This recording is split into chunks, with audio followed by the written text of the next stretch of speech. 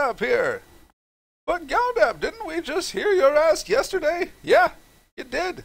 Consider it a gift. And if you don't consider it a gift, suck a dick. Anyway, as the group entered the cavern, one of the black holes in the camp from a week ago, which was... they entered the cavern, and it was flanked by 2 golden statues, and a trail of blood bisecting the gaze of those 2 statues. They spend an inordinate amount of time trying to decide how to get past these statues, and Eliwick sees all kinds of things in the cavern like gold and gems until her vision is stunted slightly. After fumbling over light sources, auras, and other fun things within Roll20, the group finally decides to move forward and do something. Rose posts watch at the entrance, Lark creeps behind one of the statues, and Zerevex just walks past them, in front of them. Right in the blood trail. Exploring further, the group sees a pile of gold, a giant chest, and as Lark goes to open it, it sprouts eyes in the mouth! It's a mimic! After killing the mimic, Lark, Zerevex, and Torren start looting the pile, but then they hear a rumbling as they continue. Ooh, the cave is hungry.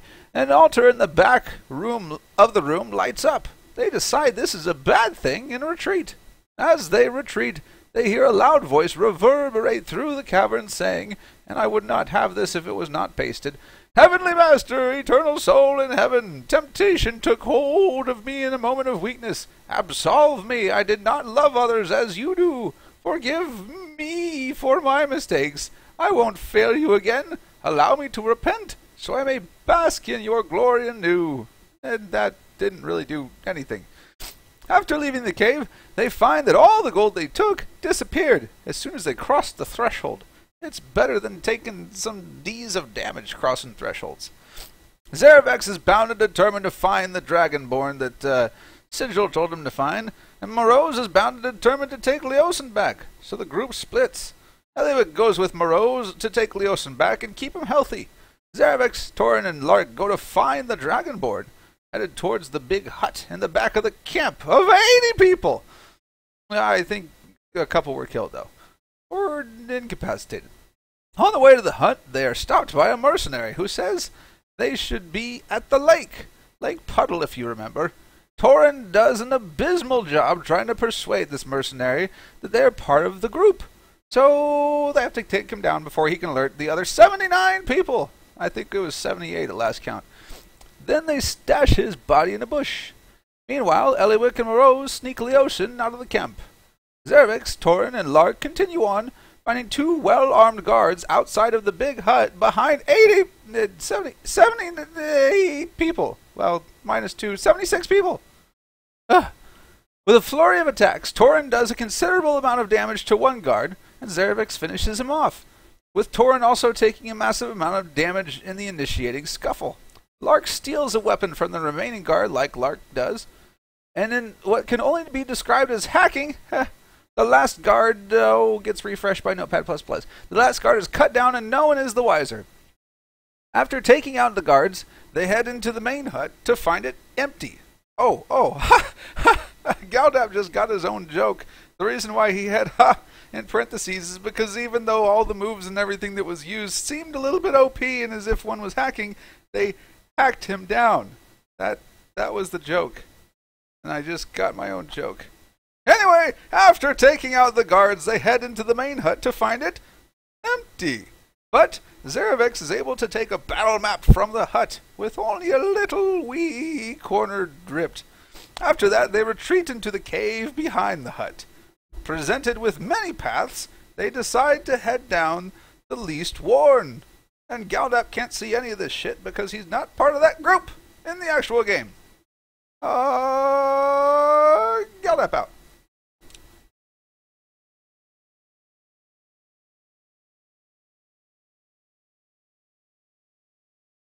Ta-da. Yay! I noticed I forgot to do something. Round of applause. No. 1 second, let me finish. Don't mind the fervent clicking. Totally normal. Now I know why Zerevex wanted to stay behind. His last name is Cavernass. He likes the cavernesses. And more Dr. Pepper. God damn it.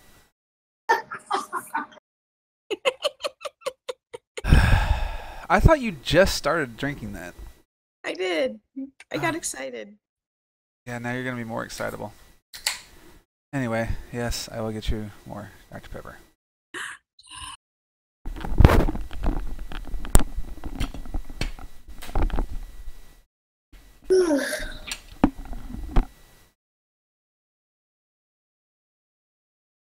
Still a blinks, black screen, black screen. Don't make me block you. Blocker. Entertains me. Oh. Guess they should see how we're going to die. Except for Lark. Lark will survive. I didn't make a new character sheet, so it has to be me. Yes, I expect you will survive somehow.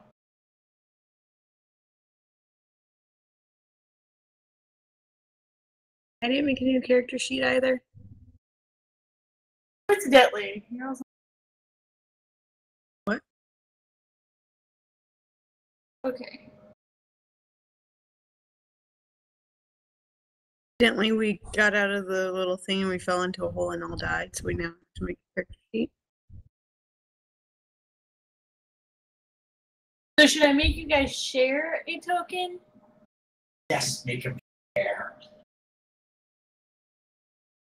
Yeah, that's. Is that something about sharing a token? Is this so that they can see what's going on? Yeah.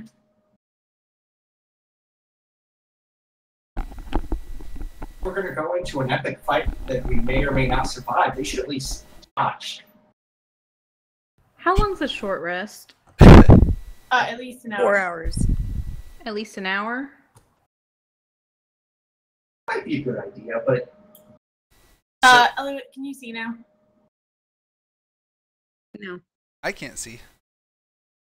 I see black. Racist. I don't see any colors. Everybody's equal to me. That's actually much more racist. Nope. Yep, it's a sign of somebody who's really privileged and doesn't understand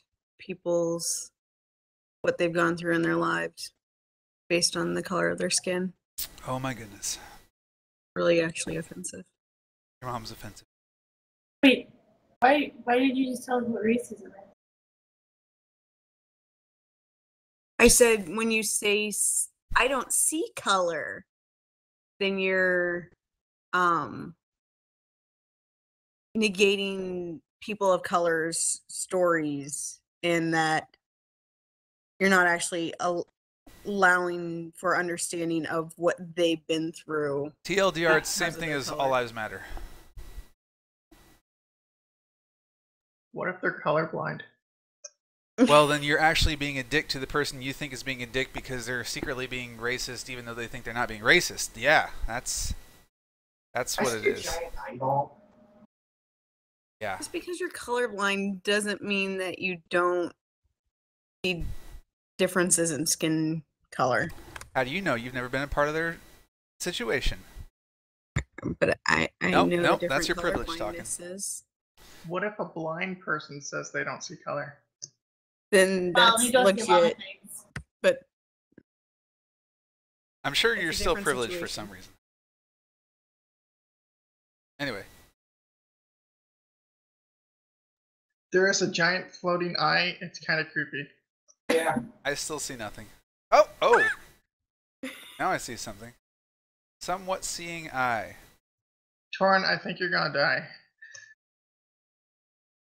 Why would you say that? Alright, Elliot and Rose, somewhat seeing eye is you. Okay. Cool. So just give it a shot, try to move it around. I think we both tried. Oh gosh, it's black. Now it's not. Alright, Now it just is. stay with the party. So I don't have to corral you. Yeah. So, There, I got my hit point bar. Rose, I will let you. No, you Yes, can but go I'll ahead and just do it. play I actually don't see your hit point bar. It's that little green sliver. Liver. No, you don't have any bars above you. Yeah, I don't see anything around you. Oh gosh, now there's nothing. Now I see it. I changed it. Oh, there it is. There it is. I see it now. Also tried to do it at the same time. I see the empty bar. Yeah. Okay, I got 2 hit points left. I'm ready for anything. I have 2 hit points and I've blown all of my abilities. We might need a short Is rest. somebody in But on the bright side, I have 10 rations and 20 crossbow bolts. Lark takes note. Quick question: how fast do Oh, it's the eyes travel? no the oh, what's the little dragon thingy that Zerevex is at? Like, The unnamed Drake? Yeah, that thing. How fast do those guys move? It'd be 30 feet.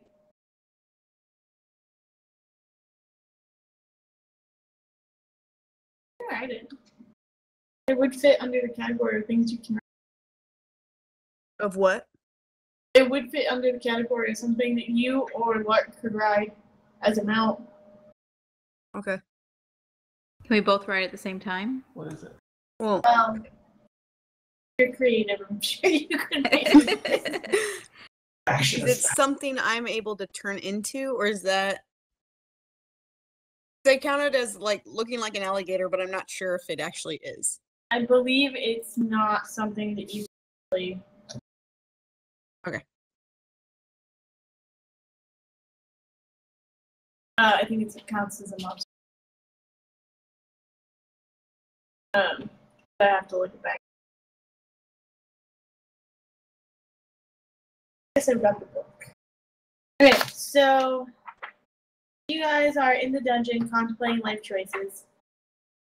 What are you gonna do? or hurt all over. I'm actually going to go up to Lark and Torren, and I'm going to give them each a potion. Guys, here, take these just in case. It's a potion of invisibility. If things go down wrong, just drink it and run.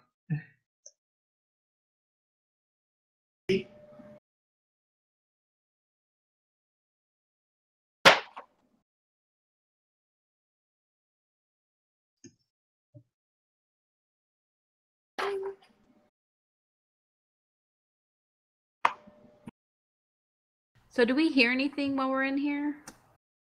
Oh, in the current room you're at, you really only hear the bubbling of the fountain.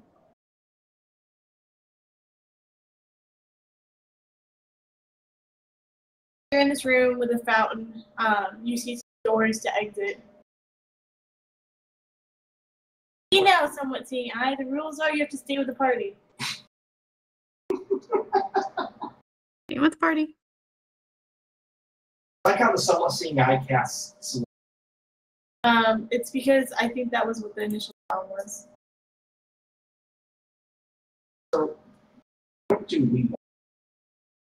Where are the doors in this room? Little, like, big circular thingy. So there's 3 and more doors? Yep. I guess I might pick one. Going up. Go to open this door. And that's where you guys were at.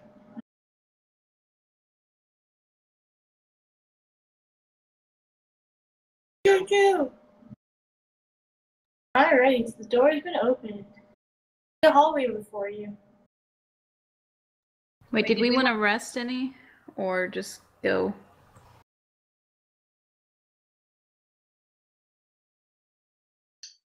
How about we move into a room, and if we want, we could try and rest in one of the side rooms and go from there. But there's a chance that if there are them chanting out there, they could come in, and then we'd have to deal with them then.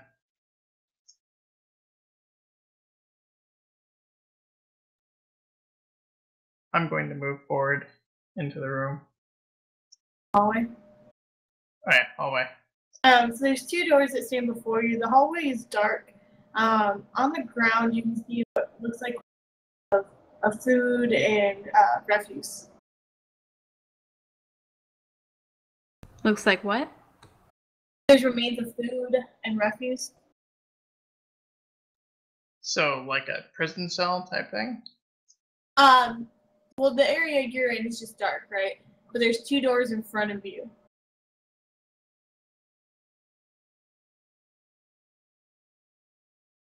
Yeah. I'm going to open up the further one. Ping for which one you want to open. Oh.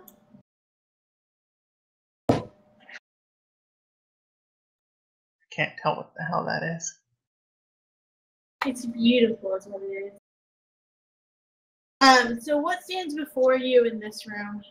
In the dim light of your torch, you can make out what looks to be a whole bunch of items thrown into the area. You see mouse-chewed ropes, you see rotted baskets, broken pottery. The area has no natural light source, and you hear a rustling coming from the refuse pile.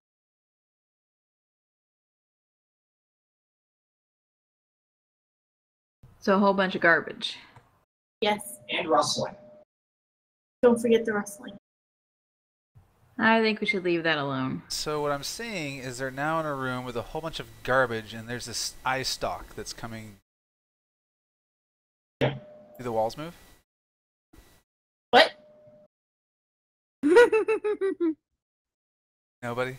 Except my wife? Garbage pit? Eye stalk? Oh, Star Wars? Yay! Is Lark very hesitant? there's probably nothing in this room. Meg! Yeah, let's head back. Did you close the door? Closing the door. Yeah, I'm going to close the door behind me. The eye. is Quick, left ditch the behind. eye. Oh no, don't leave us. Too late, you've been left. Alright, so you're back now in the room with the fountain that kind of bubbles away. You can hear the faint sound of chanting, but mostly the bubbling of the fountain. Like very, very faint, like very, very far away. Alright, I'm going to try opening this door now. Which door? Right above me. One he's in front of. Oh. Ooh, blood. Yeah. All seeing eye, you can't get the door first. Somewhat seeing eye is actually. It's rules. Alright, so what do I see in here? So what you see around you is a smooth, walled chamber. There's a large canvas in the center of the room, and the same mysterious red substance that you saw in the room with the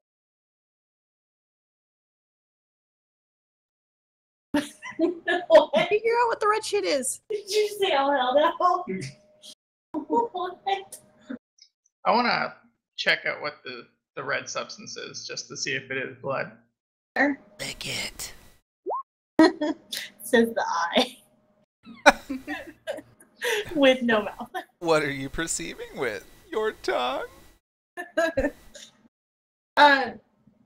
You do not know what the material is made of. What was the thing in the back of the room? It's a large canvas. Is there anything on the canvas? No, it's blank.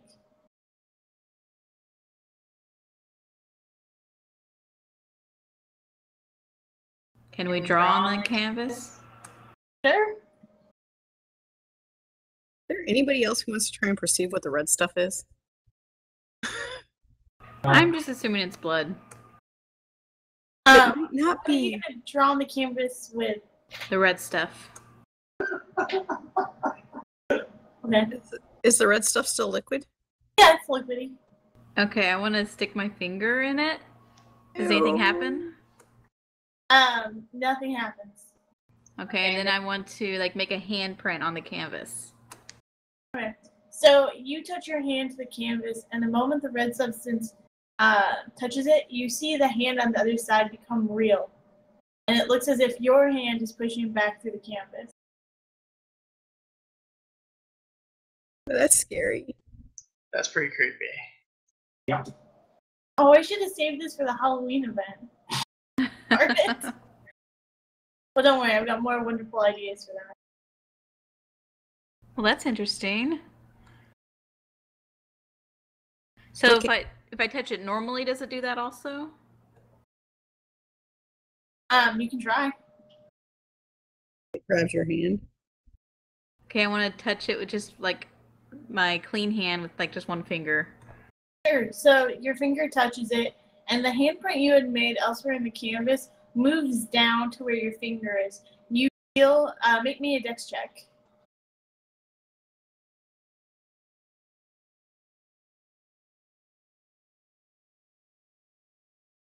So you feel your hand push back on you, and where it goes to grasp your finger, it can't. It slips away. Okay, well that's fun. I'm not touching that anymore.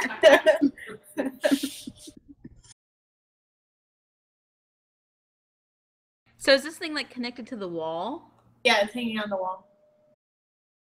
Is it easily moved off the wall? You can give it a shot. Yeah. I want to like. Is there anything in the room that I could poke it with? I have a sword, I believe. Okay, I want to use my rapier and just kind of poke it. No, wait, not the rapier. The great sword that I stole earlier. You're gonna poke it with a greatsword.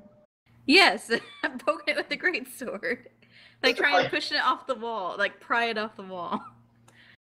There are penalty to small creatures wielding Yes, there are. incredibly large weapons. Yes, there is. Well, I didn't want to lose my rapier. You know, you could always, like, not poke it. Oh. Well, that's a choice. When your DM gives you advice. No, I'm just saying. You sound very concerned. You're talking to a thief who has done everything in the last 2 episodes possible to get caught. I'm not sure taking advice from the GM is really something for repertoire at this point. Okay, so this is all that's in this room. So, what happened exactly when she touched it with the paint? It tried to pull her in? When she touched it with the paint, so, like, she put her handprint on there, and then what should have only just been a red handprint became, like, a real-life her handprint on the other side of the canvas. Like, her hand pushing through. And then when she touched it with just a standard, like, her normal finger, it went to reach for her. Okay. I'm trying to figure out the best way to note that. It's really odd. Maybe horror movie stuff. The handprint came to life and is now trying to attack.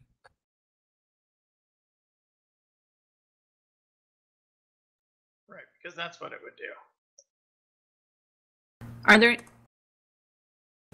any doors in this room?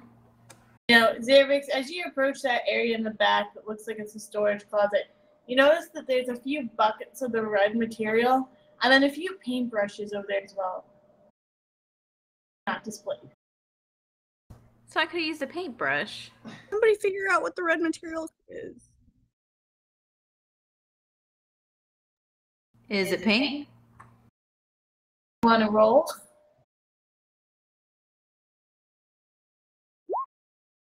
Anything is paint if you try hard enough. Including poop when you have a toddler. So is this just a storage closet? Yep. Okay. Then I am going to ignore it.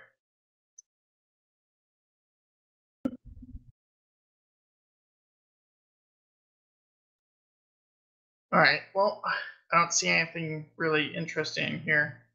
Let's move on. I'm going to open this door. Which door?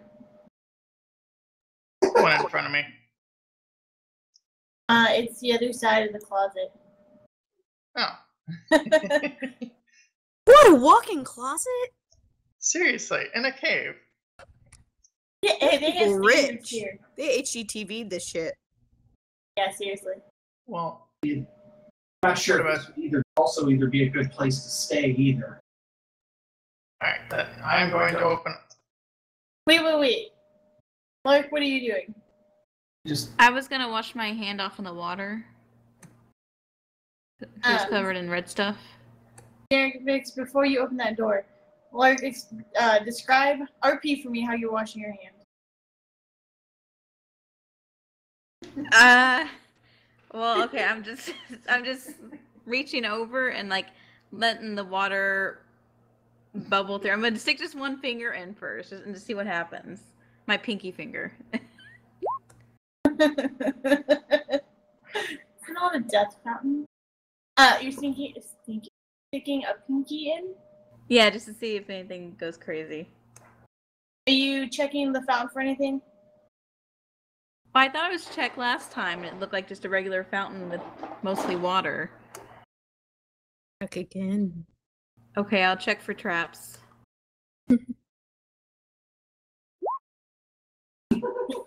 Wow, you guys used all your good rolls up already. She got 22 on her dex, at least. So you don't see any traps. It seems to be a normal fountain for you. So you're sticking your finger in. The red substance washes off, and the fountain gains a tint of red. You don't believe you would have added enough material to the fountain to make it that red. Okay, so it's a weird fountain. I'll leave it at that. I'll just use my pants. Wipe the rest off. Come back. Do her pants come alive? No, but wherever you streaked your hands, the paint flakes off and falls to the ground. Oh, well, that's convenient. Okay, let's try another door. Alright. This door this time. Okay. Instantly mummies. You open this door and then you hear snoring sounds. Oh, hey, something. Hold on. Stay on your side of the door for a second. I accidentally moved something significantly further away than it should be.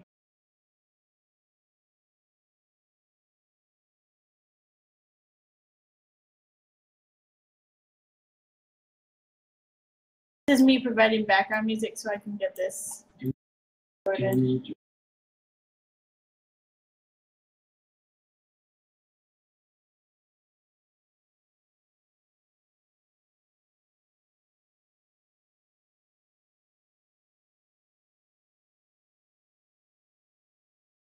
When Zerevex said the map moved, this is probably what I messed up.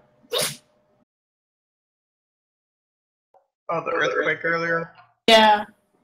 I thought I'd gotten it all set back up, but apparently not. Alright, so you open the... What? There was an earthquake? Oh, not real life. Like, unless you're in South Korea. Oh, yeah.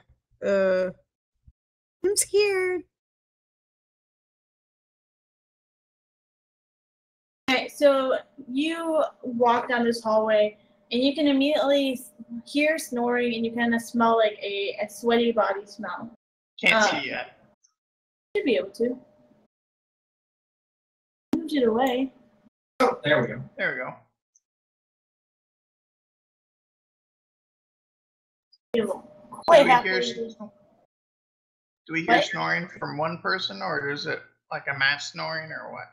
You hear different snores. Someone. What do I see? Where are you? He's with me, right behind me. See. Like some. Oh, I'm no. gonna try and stealth, like be quiet as much as I can. Just poke your head in.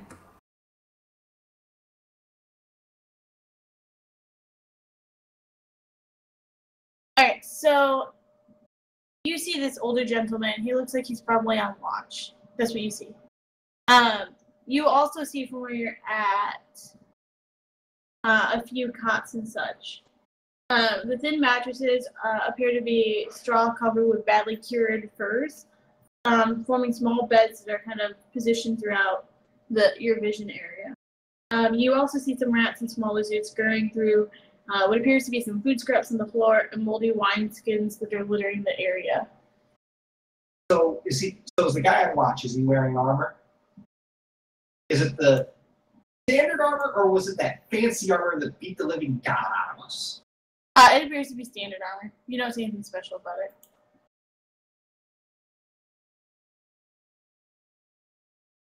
it. Yeah, pretty much. Can we see any other doors leading out of this room? Not from where you're positioned. What do you guys want to do? Do you want to go back, or do you want to maybe Lark, if you can, either shoot him with a crossbow or firebolt? If they come running, we can hack them down one at a time. Don't know what you'd like to do. Or if they don't have blasters?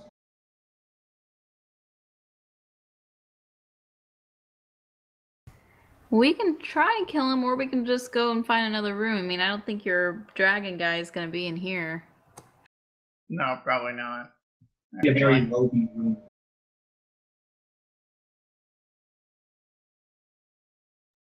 All right, let's quietly close the door and move back.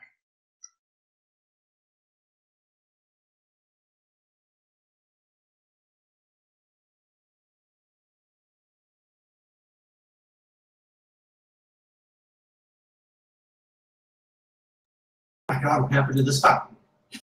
Yeah. So Torren and Zerevex, you both notice now that there is a red tinge to the fountain. What happened to the fountain? I was going to try and wash my hands off in it, but it looks kind of bad now. It's like you murdered a cat in that. Tabitha steps backwards. She's not okay with this. So the door to the top right there, I bet just leads into that same room. Yeah, probably. So do we want to go back to the first room and try a different door that way? What's down through here?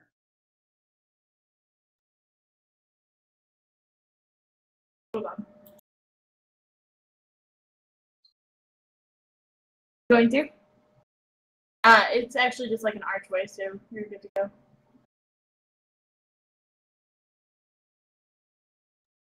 Oh, okay. So there's a door here. That's the way back. Oh, it was redundant. You're redundant. I may have had way too. Did you just skip through the door? I thought you said this is where we came from. No. But if there's not a door there, then you're good. Where are they going? All right, I'm going to open up the door. It's hard to see in this little hallway. I thought that's where we came from. There's a lot of hallways. I see. This is where we came from. All right, so I'm going to open into that room. Yep. So you enter the room, and there's a sickly sweet smell. Is it like blood, or? It is the most alluring smell you've ever had in your life. Make me a Constitution saving throw. For everybody. Everyone who, yeah. Everyone who what? Everyone who entered the room. There's my crit. I am not in the room. We're still in the hallway. Zerevex, sickening sweet smell reminds you of your fondest memory. You're able to push back, but you see that there are cushions and stuff on the ground. What do? So is the only thing that I see on the ground are some cushions? Yep. Okay, I'm going to call back and warn them, don't come in this room. Something's off in here. And, Are there any other doors? let's see. So is there any other doors that I can see in here, or is it just the pillows? Oh, hold on. For whatever reason, there's some stuff that's missing.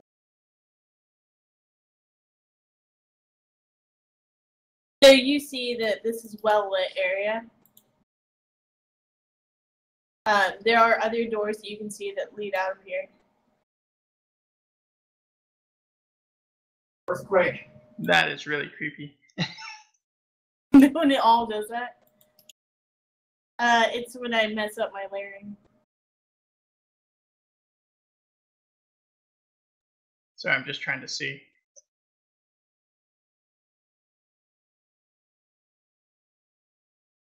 Door here. Alright, so there's two on the right hand side, one on the left. One on the left looks like it goes back to the start. Yep.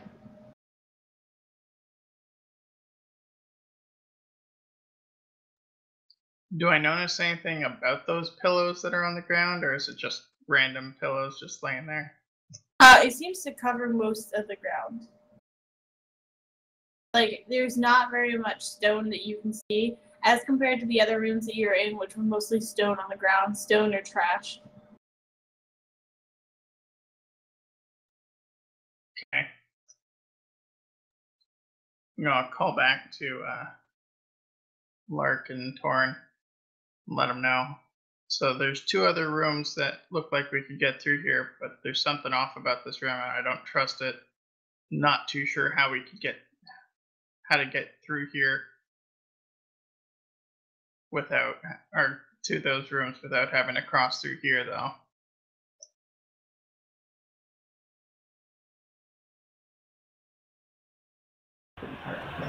Well, you seem to not be affected by it too much. Do you want to run and open a door? Yeah, let me go check. I'll be back in a bit. Make me a dex saving throw to get across all the pillows and such. They're of a slippery, silky material. So you find yourself tripping amongst the pillows and landing face first. Make me another Constitution saving throw as you're overwhelmed with that sickly, sweet, alluring smell. Holy crap! He's determined. Your God smiles upon you today. You're able to turn away from that smell. Alright, I'm gonna keep trying to get across. Another deck saving, or? Yep, I need one more. Again, you feel the smell. I would think that at this point he's proven that he can overpower this. Only a 17. You're still able to overcome the smell. Alright, do I make it there or do I need one more? Make it. Alright, then I'm going to open this door. Alrighty. Looks like another freaking closet. So has the Drake been unaffected by this the entire time? Oh yeah, the Drake's just been like la la la la la. I like the Drake. Don't let Bart hear that. Yeah, I'm going to enter the... Oh, I see something. Okay, so you've entered the room. Yeah. So you see what appears to be just a room full of bats and mushrooms. You notice that there are some dead bats on the floor, and you see some hanging to the walls. You said bats and mushrooms?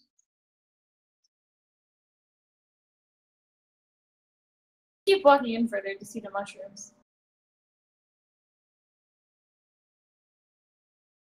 All the bats you do see they appear to be asleep. Also, how are you walking through this room? I'm going to stay pretty close to the wall and far away from the mushroom as I can be. Are you doing anything special as you're walking through, though? Trying to be quiet, but aside from that, not really. Alright, roll a stealth check.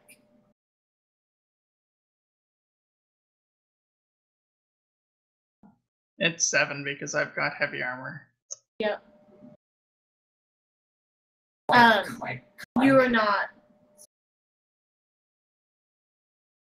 So you find yourself in this room with dead bats on the floor, sleeping bats that are hanging to the ceiling areas you can see. And do you look up at all? Yeah, I look up. Are you looking with? Are you actively looking? If so, make me a perception check.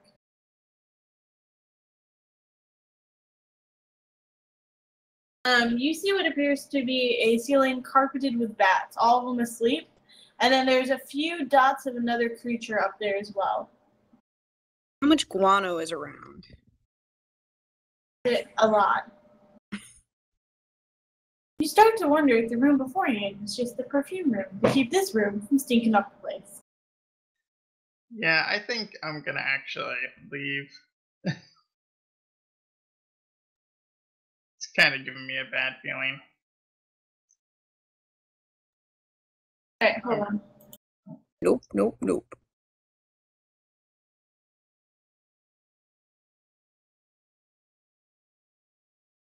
Okay.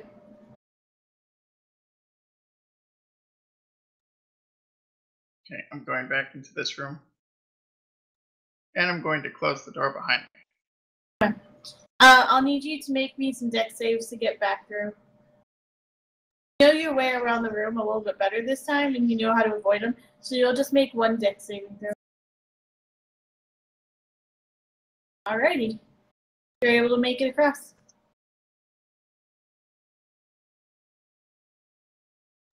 I'm just backtracking all the way. Until Welcome back. What was over there? There was some really creepy large mushrooms and a lot of bats and something I couldn't identify in that room. Maybe this cave isn't for us. No, I think we should leave. Yeah, I don't think your dragon guy's in here. And there's no gold. Creepy blood fountain. All right. Alright, how about we head back? Yeah. Come back with an army. I do have that map now.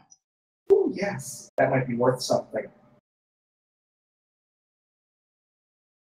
What about these doors down here? Oh, okay, never mind. That door had a torch in it. Oh, okay. That's not actually a door. Sorry. You're a door. Okay, let's head out. Thought I changed that on the lighting. Hold Hold on.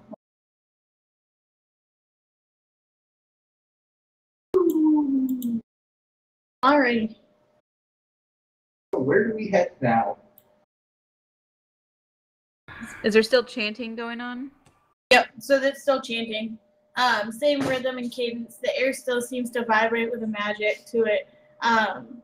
The air is heavy. Can we see the people at Lake Puddle? You can see where some of them have torches and such, so you can see like a mass, but you can't like see their faces.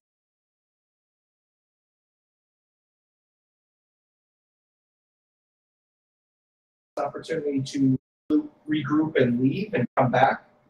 Because Yeah. if he's anywhere, he's in that giant mass of people. Yeah, I'm not feeling too up to that right now. And is that a watchtower to the north of us? Ping where you want. Yep, that's a watchtower. When you in it, You have to get closer. not it. Closer. And I'm one straight crossbow bolt for Okay. death. Okay, I'll try and sneak up to him. Alright. How close do I need to get to see? So it's actually above you, like 15 feet on a ledge thing. There's a ladder that you can climb if you'd like to.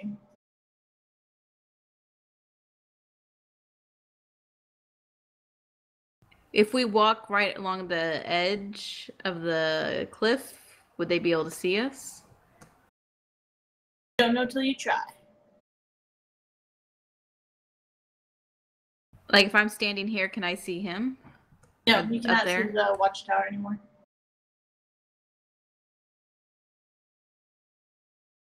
So we can either... Okay, I'm going to go back down. So we can either try and go up and sneak around this watchtower. I'm not sure if there's anyone up there or not. Or we can backtrack all the way around the camp. Let's try and take the shortest route, go up beside the cliff, and try and make our way that way. We Do all you need to agree? stealth roll then? Yep. Subjects. Do I need to do another still?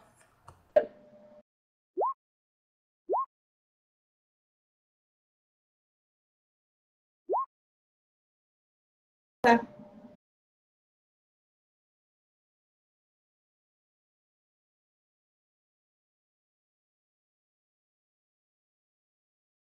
Zerevex, as you're walking, a drunk man bumps into you.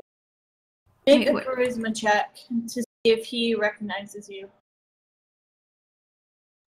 Charisma or charisma saving? Saving, sorry, not check. So he doesn't immediately recognize you, but as he stares, you see a dawning of recognition occur. He goes, I'm going to attack. okay. The moment I notice that he's starting to recognize who I am, I'm going to try and attack him. Do I just roll? Yep, sorry, this will be the guy, but he won't look like this. Like, he looks like a normal person. He looked like a normal person. Is he wearing the normal armor or hard armor? Normal armor. So I crit. Yep, so damage. So he falls down dead, drunk. What do you do with him now? Check his pockets.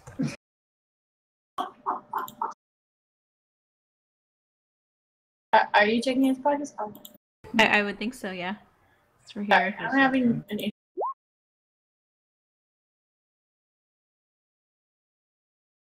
It's 74-4. Yeah, How many people left in the camp? oh my god. We'll get there. One drunk made at a time. Crit at a time. Okay, so the man falls down. There's a locket in his pocket. And on the back of it, you see the shield of Green Nest. Ah, okay. Does the locket open? Did Is I there just anything kill inside? one? There is a painting of a dog, and that is it. Like a portrait of a dog. Okay, I'll pocket it and maybe try and return it back to the town. Or sell it. I don't know what you want to do. I'm going to pull the body and just kind of rest it up against the wall. Try and, act as if he just was drunk and sat down, leaned against the wall. So you use slashing against him, right? Yeah. Where did you slash him? Down the middle. He's fine. He'll just wake up in the morning. Yeah, I guess in this, it would be a clear cut straight across the throat. Not decapitating him, but, Okay. so that, if he's laying against the wall, if his head's just slumped forward, you can't tell. Put him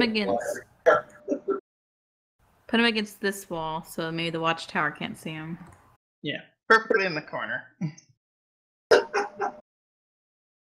Oh boy.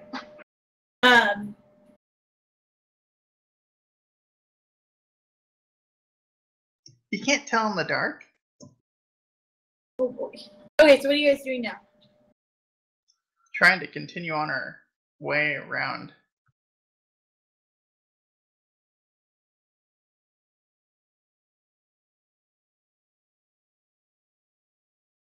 Alright, so you guys continue forth? Yep. So as you're walking, it appears that most of the people in the camp are over by the lake.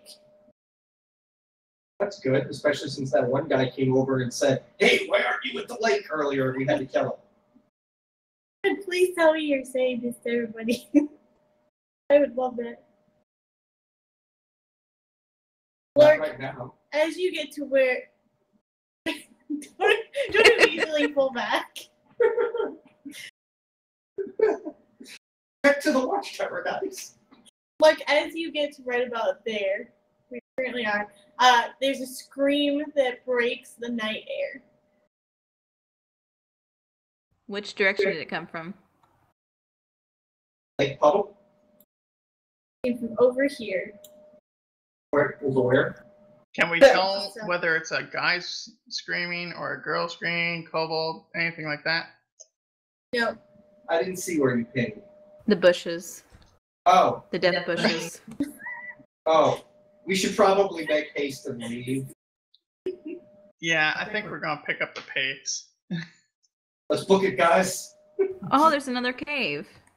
Let's book it. No time for caves.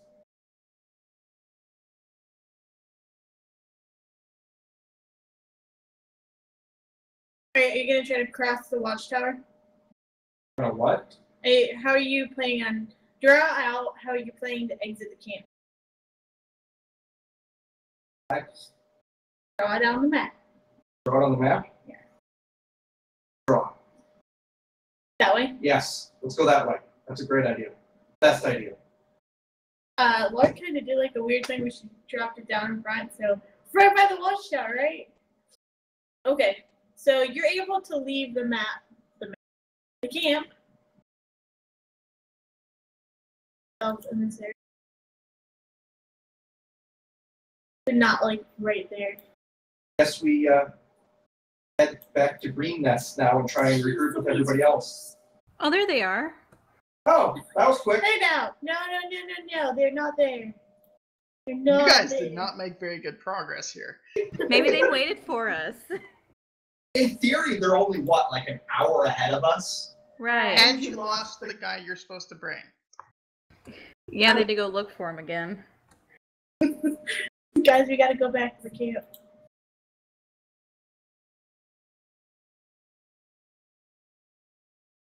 Or need sleep.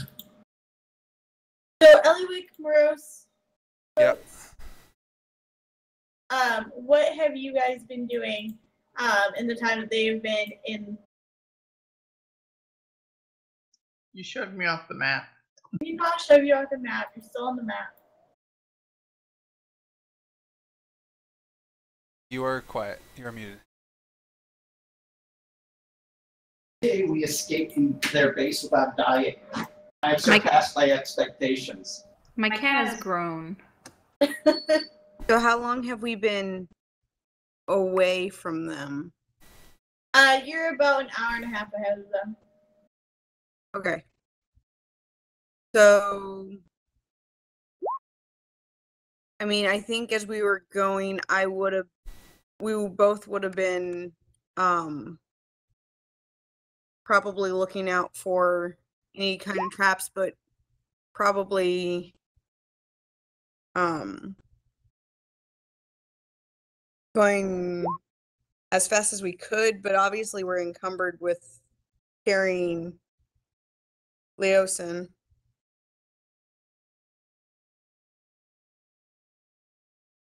I'm just trekking back the way we were going. I would assume that we were going to try to get at least a couple hours away before we made camp to rest Leosin and find some cover. Okay. Did you walk back the exact same way you walked down? I think we probably would have tried to avoid those scene rocks as best we could. Okay. But other than that, I think we would have stayed near, but maybe like instead of being out that far, probably like here.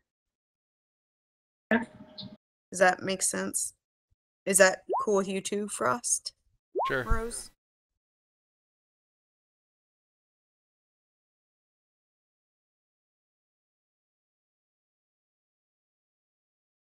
Morose? Yeah, I said sure. Oh, I didn't hear you at all. Oh, sorry. Um,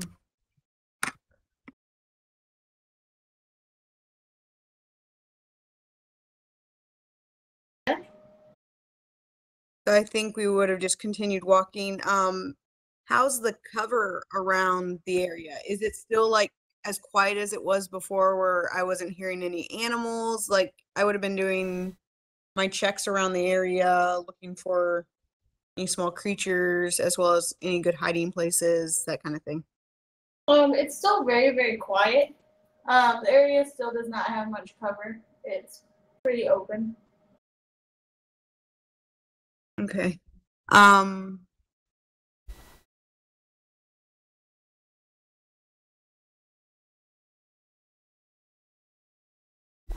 would have been mostly relying on you since you have. Although, how's the sky now that we're out of the away from lights and stuff? What does the moon and stars look like? It's a pretty clear night. The moon is at pretty much like a crescent. The stars are bright, but there's no clouds or anything like that. You do see the star metal meteors again. So there should be a decent amount of light to actually see, at least in front of us. Why in front of you? Like walking. You mean like trip hazards, basically? Yeah. Well, Why is there a decent amount in front of you? a decent amount of light to see in front of us.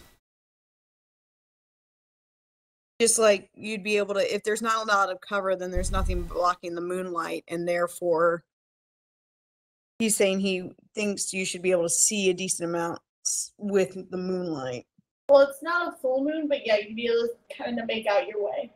Yeah, I mean, like if you're, if you're out in the middle of nowhere and there isn't all the lights of a city or anything, usually you can see enough to at least see in front of you and not trip down a hole or something. Yeah, you can't see miles, but you can see directly in front of you, probably about 5 feet. Yep. And I'll rely on Eliwick's vision for anything more than that. Morose, do you think we should keep traveling for about half an hour and then make Yeah, I want to get camp I want to get a decent bit away from this crevasse. Actually, if we can make it back to where we camped before, that would probably be a safer place. I don't remember where that was. Is that still on this map, or how far away is that? It's not on this map. I didn't think so. But given how many people were there, we want to stay away from it. Or we want to get a decent distance away from it. Especially if we're going to take a rest and allow them to possibly post patrols and stuff like that.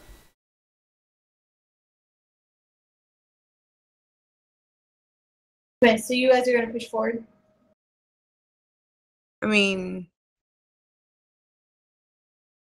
Well, how far away was the place that we camped before from this crevasse? It's a few hours out still. Okay. I think we would have wanted to at least get a couple hours away, but like, Leosin's looking really sick, so I think he needs sleep and not to be traveling. Yeah, Leosin looks like he's having a hard time keeping up with you guys. I thought Morose was carrying him. Yeah. Oh, I forgot about that. Yeah, spare the dying on. Leosin's doing just peachy now. So he's made some groaning sounds and such. I mean, I would still assume that travel is worse than resting peacefully. So, I'll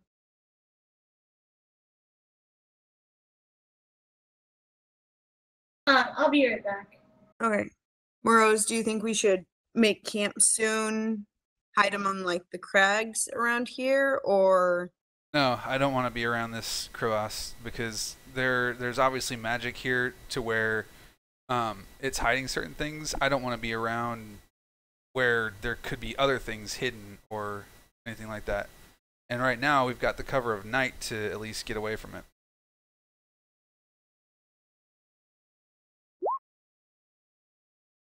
Darby dragons.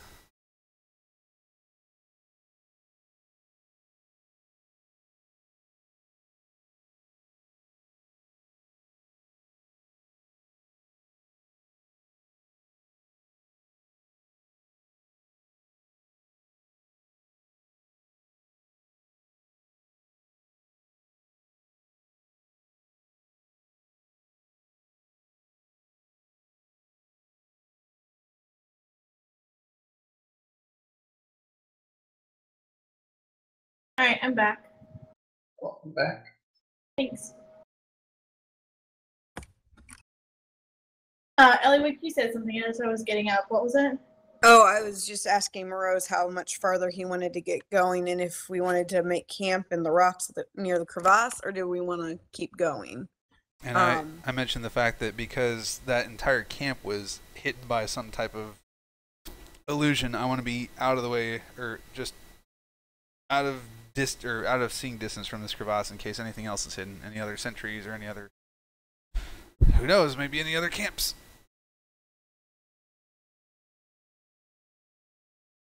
Okay, so you guys are heading forward.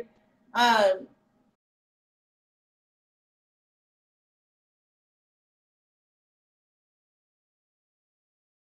getting ready to move you guys to the back.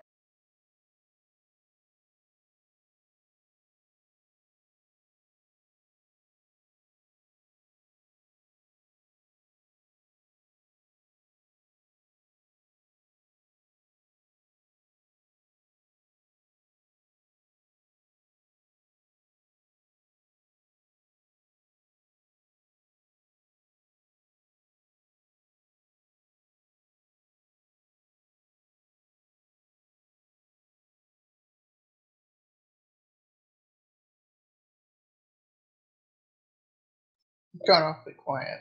It's because I'm having. There we go.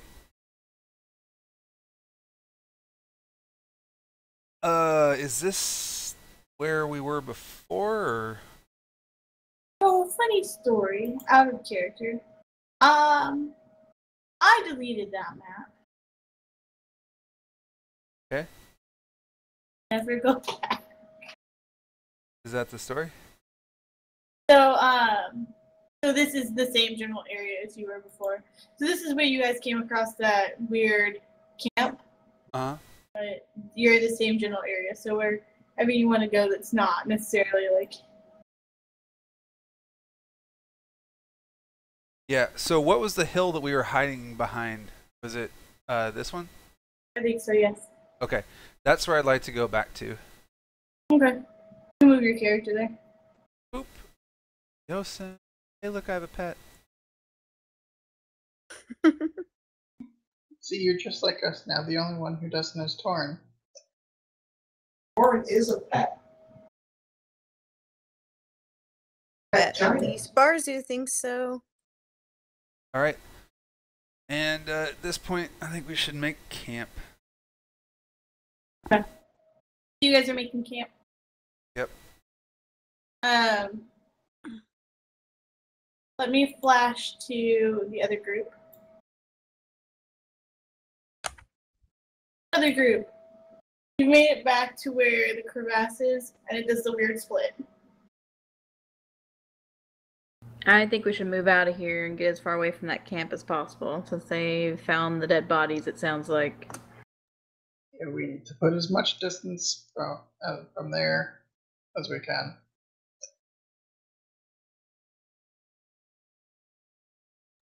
Alright, so Torren, Zerevex, and Lark, what you doing? We're Running. moving. On the road again? Something about we heard scream. They found the dead bodies. We put in the bushes. We pocket it. Okay, so you guys are just staying kind of in that area. Torren, are you actually going with them? Sorry, I had to put down my drink. Are you staying behind to fend No. off the witchers? I was putting down my drink, yo, He's protecting our back. with all 2 of my hit points. That's all you need. Zerevex, Lark, and Torren, you guys start to see light in the camp as torches are being spread out. You're starting to see a wife come to in the camp from where you're at, so you can see a lot of light and such. I think they know we were there. From like behind us? So an hour and a half before, after Morose, Leosin, Eliwick, and Bars, you have made Just camp. real quick, how do they see in the dark? Zerevex had a torch. Oh. They Yeah, didn't that's notice the why. torch going out of the camp? Why wouldn't they? They were pretty drunk. Yeah, I mean, I guess you hit a million times and escape 80 people without any damage. So, yeah. Like 74. Yeah. Remember, we killed 6 of them. Lark left a note to that. Many years in the future, when they have DNA and fingerprint, they're gonna know. Okay, so you guys have now returned to camp or to this area. What are you guys gonna do? You don't know that Moros and Elliewick have made camp. You guys would see the campfire. And a campfire? Yes. Do you have a campfire? No.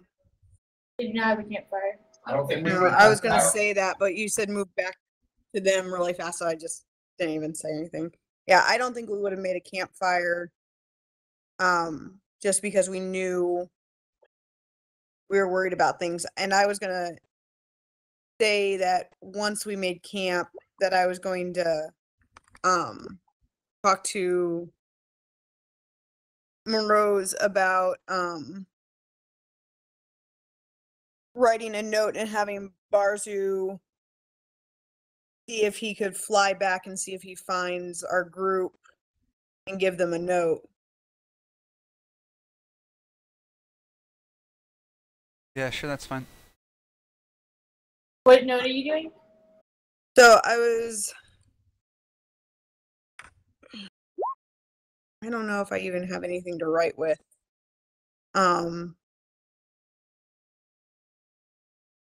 Would I have anything on me to write with? Just have Barzu shit on Lark. She should know what that means. Yep. True story. Um, You would probably have some sort of quill on you, but keep in mind they don't have like ballpoint pens. So you would have to have ink as well. yeah, so And if you didn't have a quill, you have Barzu. Yep. yeah, and I could probably make mud and write with that. Was what I was thinking. What? Didn't realize mud flowed. It's a liquid. You're supposed to do it like Sideshow Bob. Yeah, I was gonna say, is Leosin bleeding from anywhere? No, so she cured him of his wounds. Ah, darn it. You could always fix that, but Fix that by unfixing that? makes you not the good guys anymore.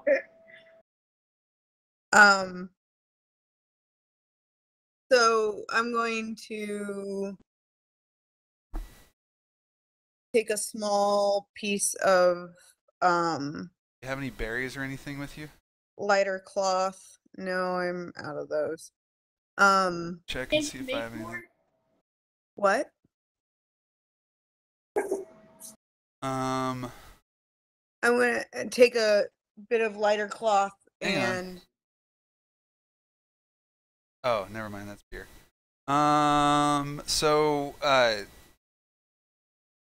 You've got torches. We could use ash. We could either stick the quill, the ash, and write with that, or stick your finger in there and smudge out a note. yeah.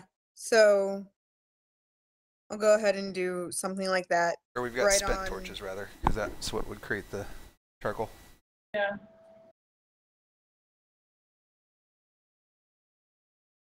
So you're smudging out a note?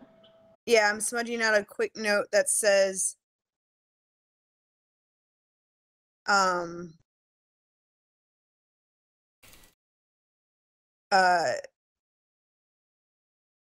camped at last camp, or at last camp, and I'm gonna do my initials ET, and I'm gonna just assume that they know, since it's Barzu bringing the note, that they'll know. And I'm going to turn to Barzu with a couple extra treats and say, Barzu, do you think you could fly back along the path that we came as quietly and as secretly as possible and see if you can see if our other group is on their way towards us, and give them this note and lead them back to us? So Barzu kind of looks at you and goes, Barzu's not sure. Alligators. But you're going to be flying way high above the alligators. And delivering a note to the alligator. Yeah. I forgot I'm an alligator. I thought you wanted to fly with the alligator. From a distance.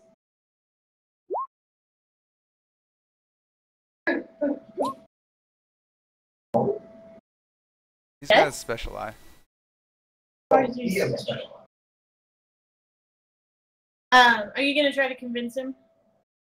Yeah, I'm going to say, please, we really, really need to make sure they get back to us safely. And I'm going to hand him some more treats. You know, they could be stuck in the camp and chopped to bits, for all we know.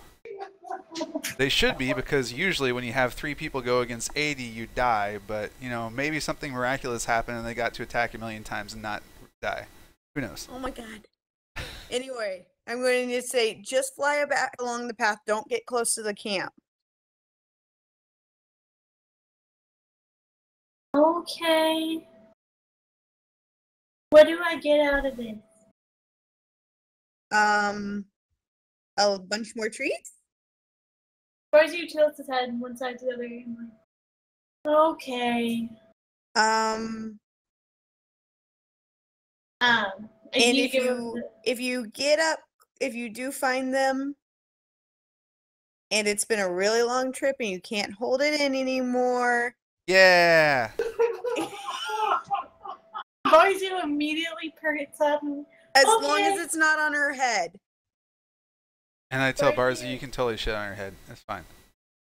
Barzu kind of looks at you, opens his mouth to make some sort of noise, and then closes it.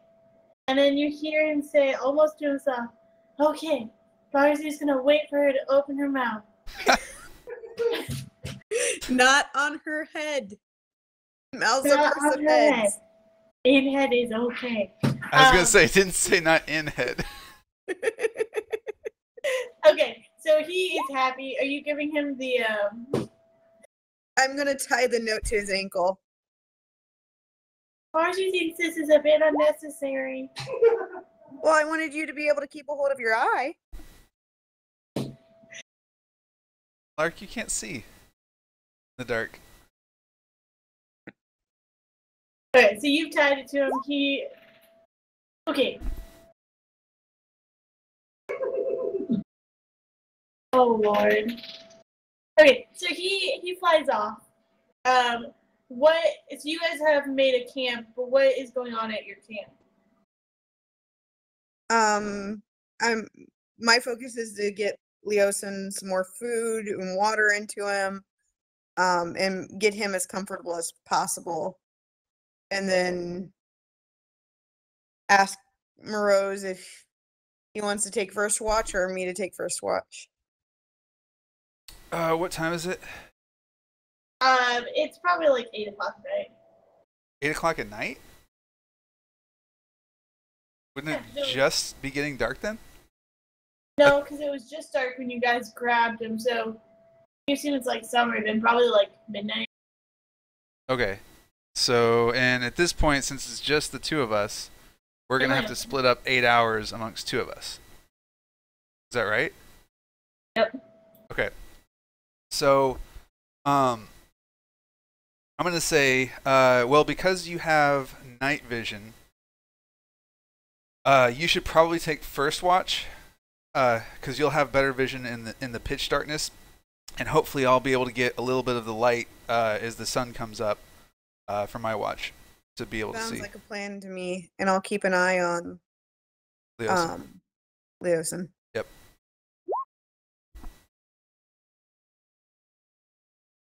Okay. So you guys have that plan. Zerevex, Torren, Lark. You guys are pretty far off. You're just starting to get to the Greenfield Plains after the crevasse, and you hear the cawing of a crow. Behind us? Yes. Like, how far? They don't appear to have left the crevasse. They appear to have spread out. Like you can see them not coming necessarily closer, but wider.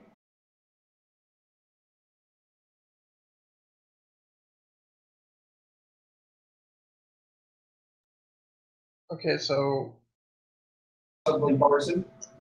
Yep. So you hear a cawing of a crow. bird.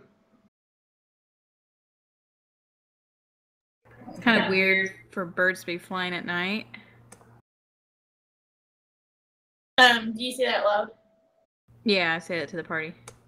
Okay, so make a dex save as Barcy recognizes you.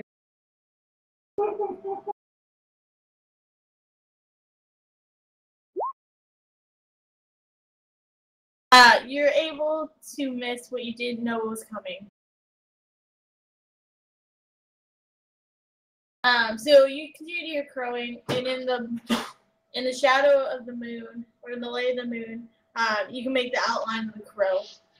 Barzu approaches but stays out of reach. There appears to be a note attached to his leg.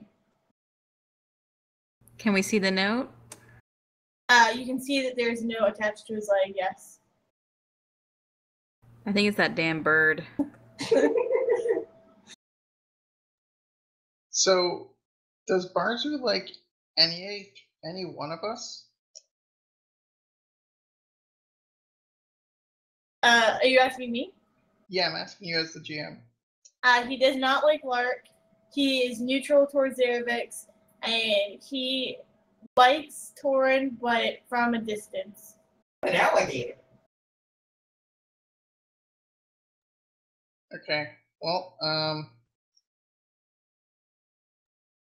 I guess I'm going to go and try and approach Barzu. Does he just wait there, or is he gonna freak out with me going close?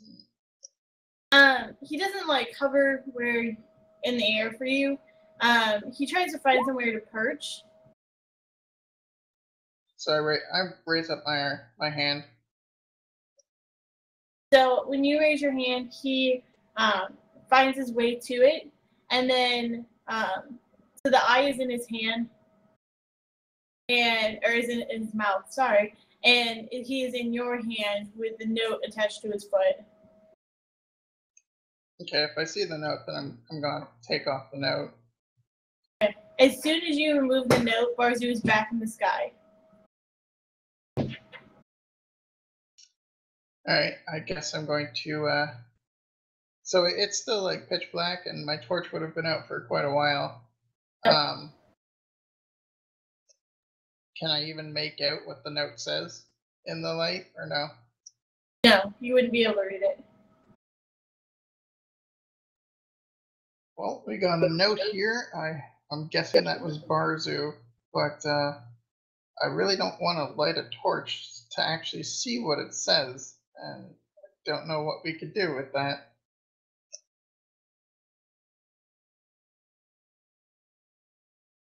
One.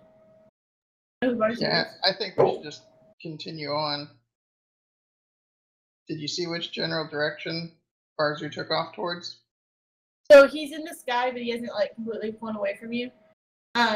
He seems to be going back towards Green Nest. Okay, and that's the direction that I'm going to start going. All right.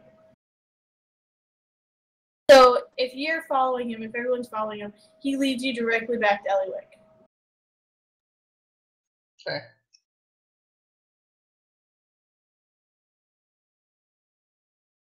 So we're back at the camp. Oh, there we go. Somebody fought me in the pole. Yeah, I was trying to move. Do they hear us come up? Who was at watch? Me? Eliwick, you would have had to make a perception roll. So make a perception roll. Well, I mean, Barzu would have flown back at me, right? Yep. So I'm just gonna say, are they following you? Yeah. Yeah, they Awesome. are. He sounds sad. Why are you sad?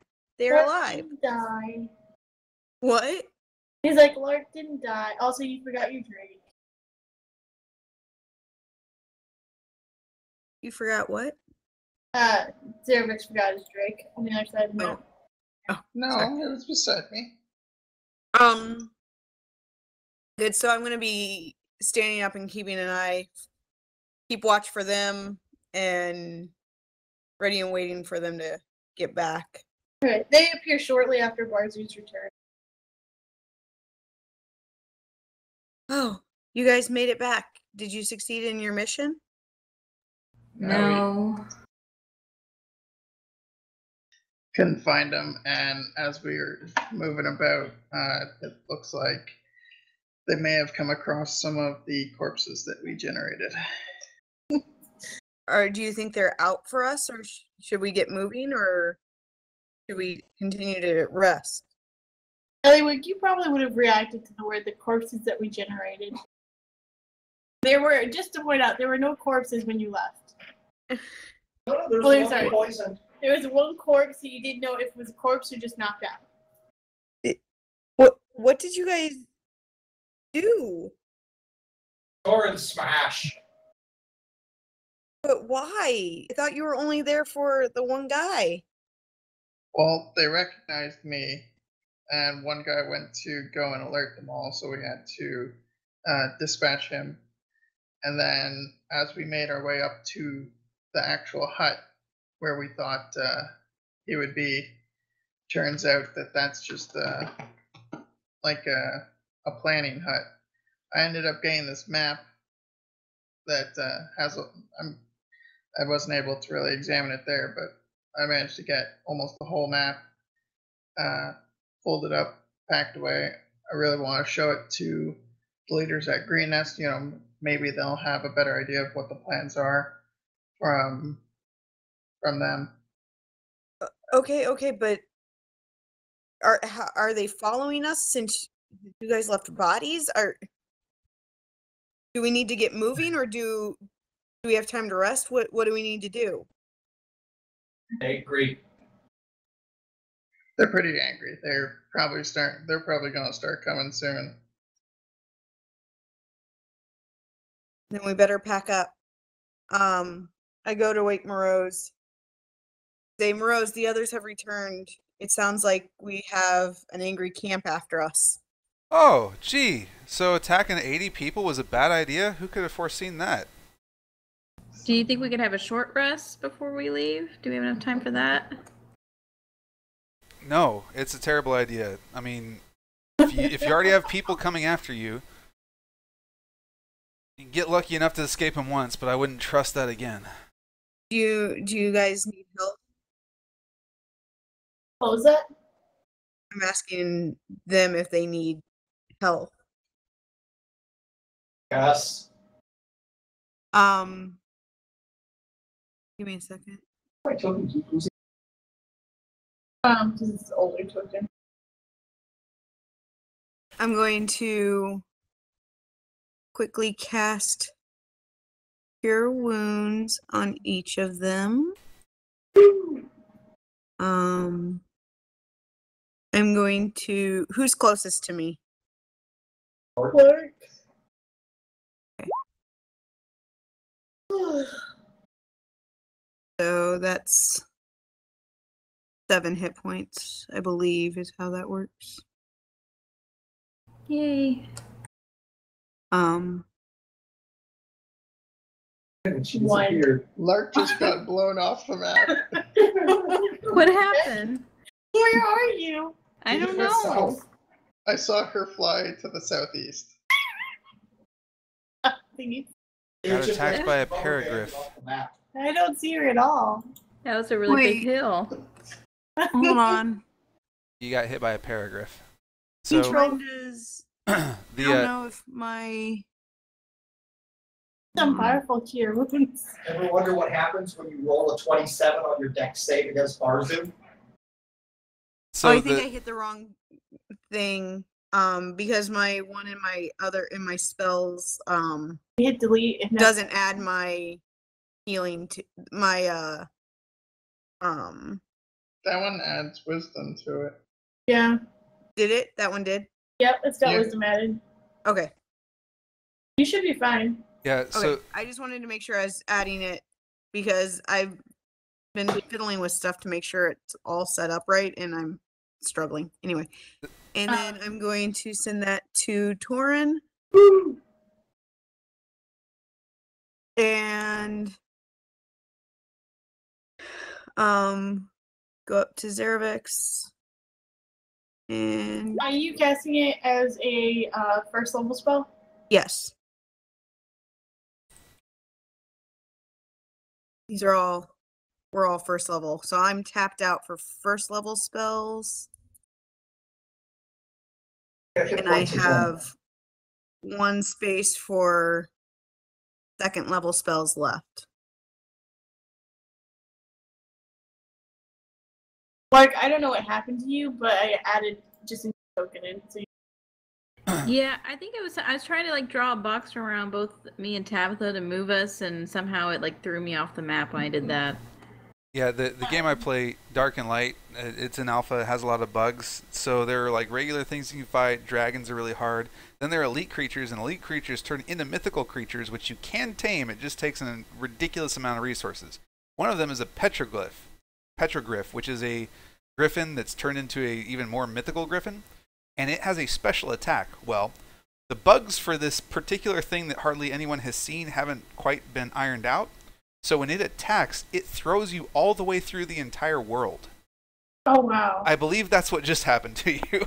And it sucks if you're carrying a whole bunch of materials. It took like a week to prepare to try to take this thing down, and then it's just all gone. Like goodbye with you and your windows. That's trolling to the max. Yeah. Yep. It didn't have. I mean, it was my group that it happened to, but it wasn't me. The guy that I play with is a really big guy, and he kind of smashed his desk when that happened. Really? Yeah. He also Big has blast alternate personalities, or just one, who's even more violent than him, and yeah. I don't think that guy came out, but he did some damage to his hand. He was not happy about what happened. I was looking at Reddit yesterday, and there was a thread that had a picture of like the same desk I have, but somebody had thrown their monitor and keyboard there. So let's get back to the mob that's chasing you guys. I'm gonna thank Eliwick for healing me. No problem. But maybe Thankful. be quieter when you go through camps that have our enemies there. We need to get moving. How's Leosin look? So as you guys have been resting, he looks like he's perked back up a little bit. He's kind of just watching the group and the different reactions between everybody. I'm going to go up to him and say, Leosin, I'm really sorry about this. We wanted to give you a much longer rest, but it sounds like the cultists are after us, so we need to get you and all of us back to a safer place. Morose, do you think you're still up to carrying him? Might as well. Torren can carry. Or Torren? Real quick, so based on the amount of people that I saw in that camp and the amount of people that we intermingled with at Green Nest, what is the difference between the two? Which side is bigger, and by how much, just roughly? If you want me to do some type of check to see if I can do the mental calculations, that's fine. Yeah, I'll need you to do a check. It would have been a perception at the time. Think about it, but Well, I'm thinking about what I saw. So yeah, you'd be looking back. Well, it's a bit of a stretch, but let's go with history. yeah, that's kind of what I was thinking. So you would gather that there's probably more at Green Nest than there are in the camp. Okay. I'm not necessarily going to say anything. I'm just doing the calculations to see if it's even a good idea to head back to Green Nest. And Sure.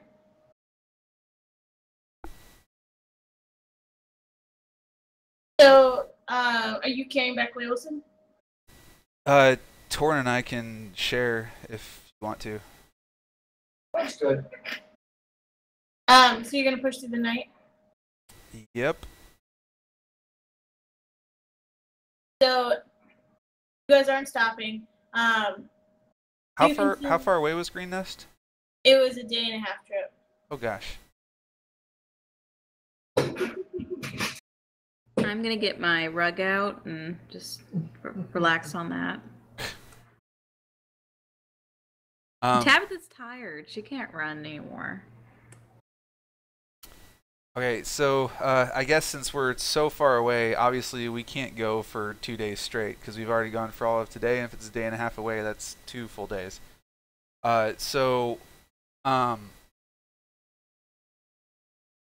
We've got to look for some type of cover. I think as we're heading back, that's we're gonna have to try to find some type of cover to make camp on, because otherwise we're just gonna be unbelievably exhausted.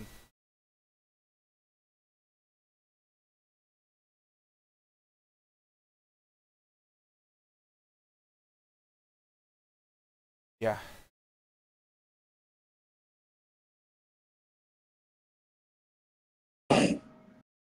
Okay, so you've said that to the group. Group, what is your response? Sounds like a good idea.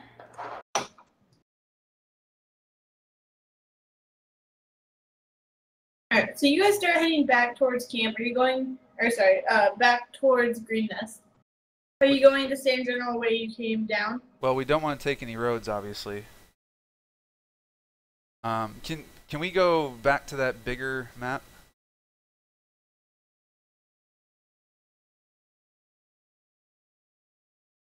Okay, and time to zoom. And then remember that. God damn it. Yeah. Forgot how small this map is. Yeah. No, it's big. That's the problem. Oh, it was crazy. And the camp was here, right? On that. Camp was right here. Okay, so the camp was in there. What was the orange X again? That was where you guys were stopping last time. So that's where we just are, right? Yep. Okay, so and what is this forest down here? Do we know? No, you don't know what it is.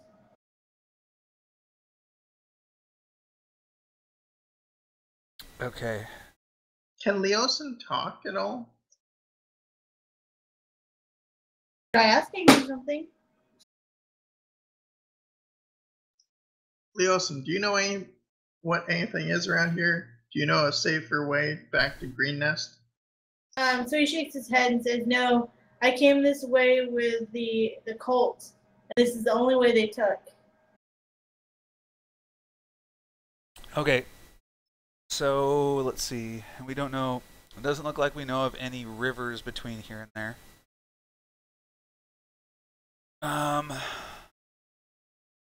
I think our best bet is try to head over into the forest.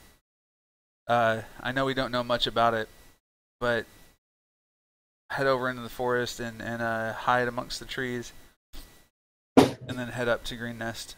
We've got to get some rest at some point. That's the only real option I see. Okay. Or, what is over here? Those are mountains. I forgot. Why can we see those mountains again? It looks like those are specifically open to us. Yeah, those. It's just open to you because it's part of the green fields. Okay, well there's a river in there, but we can't really use that. I'm thinking of obviously hiding our tracks in a river, but we don't have any rivers really between here and Green Nest. I think heading towards the forest is probably the safest way. Yeah, what we're going to want to do is, because we're going to cross a road there, we're going to cross Long Road. After we hit Long Road, we need to take some time to cover up our trail into the forest and just make it look like we went along a road. We've got to do something to throw them off our trail. So you're going this way instead of this way? Yep. Make some sort of mark on the map and how far into that forest you're gonna go. Is there any reason why we wouldn't just skirt around the forest since we're just trying to get back to Green Nest ASAP? We have to rest. If we don't, if we just put ourselves directly on the path to Green Nest, we're a lot more likely to get attacked. Okay. I mean, they're tired too, but we don't know if they have any reserves or anything that weren't a part of that party that are fresh. And if they do, then we're screwed. So you guys are currently standing on the plains. Yeah, let's get out. We got to get off these plains before it turns light. Our only chance is to get across that road, cover up our tracks, and get into that forest.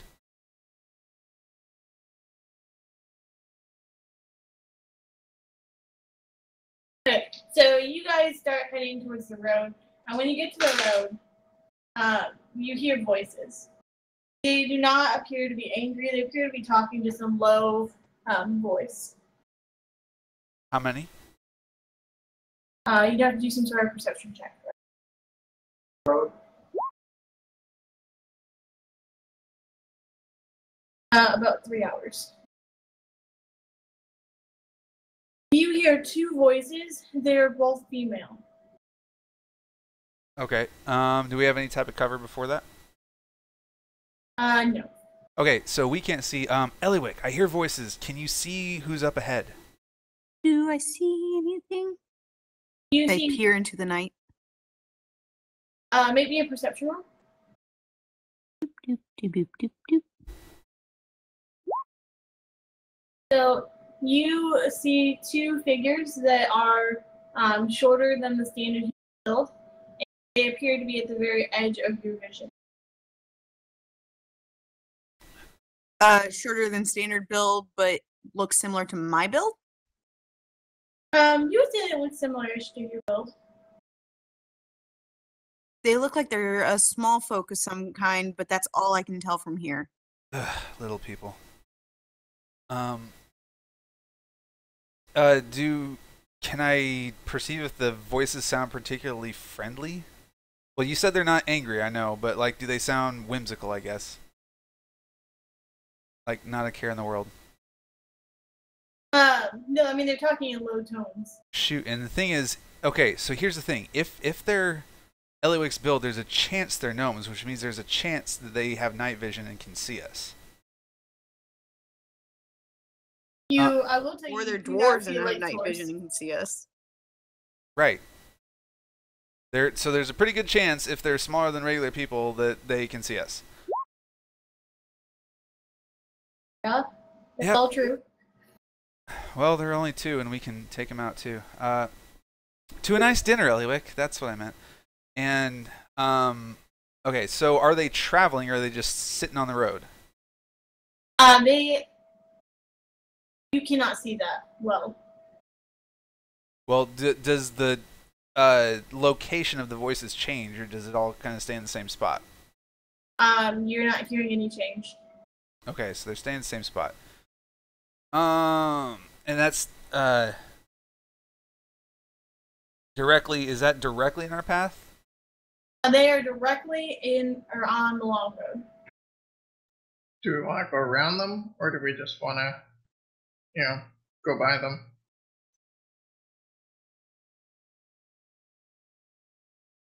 Okay, here's the thing. If we go around them, there's a decent chance they're going to see us anyway. They could start moving at any point. They could move away from us, or they can move towards us. If we run into, and the other thing is, if they aren't a part of the mercenary group, okay, here are all the scenarios. They can see us, in which case we need to make this decision that I'm talking about, and the next decision I'm going to talk about anyway.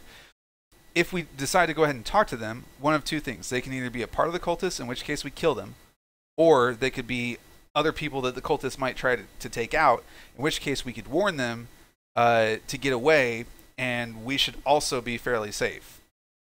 But we should probably tell them we're going somewhere different than we actually are, regardless of who they are. I think warning them that the cultists may be coming, because if the cultists do come by, they're just going to slaughter them. Right, unless they are cultists, in which case we slaughter them. Sounds like a solid plan. All right.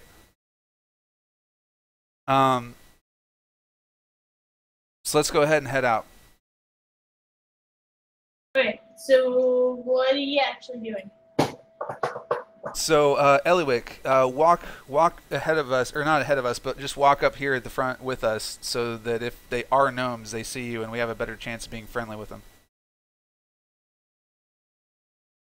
Torren, Just be friendly.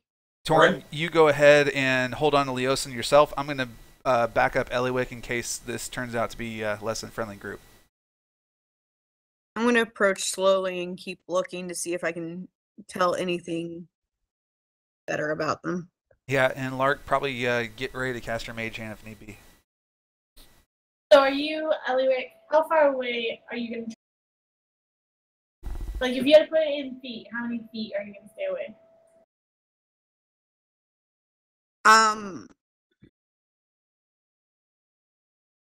Keep in mind you have little feet. I mean, how far away are we from them right now? You're currently about 80 feet away.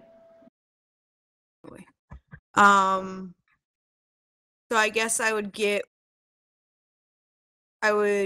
within 60 feet in check to see if I can tell any more, and then 40 feet, that kind of thing. Okay. Does So that make sense? at 60 feet, one of the individuals turns and waves at you.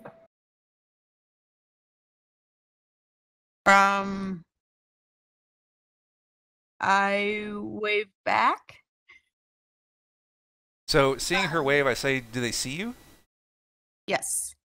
Okay. They waved at us. Are they in the dark, or do they have a bonfire, torch, or anything like that? There is no torch. There is no light source near. So, as I see Eliwick wave back, I'm going to say, "Hail, we bring a warning." You're calling out to them? Yeah. You hear a high-pitched voice go, "Hail, who are you first?" Who are you? No, you first. We're running away from a big angry mob of people that are going to kill everything in its path. Oh, you're the ones that the governor sent for. And they start heading towards you at a jog. Governors? Do we know? Was there a governor in Green Nest? Yeah. Okay. Wasn't there? Yes. You had. He was the one who sent us on our trip. Dude, that was like a month ago. Come on now. Okay. So we keep walking forward. I'm going to keep walking forward towards them. Can I tell what they are now? Yeah, you would say that these are a gnome-like creature with kind of gray-colored skin. They're in dour colors, but you would definitely recognize them as a gnome-like creature.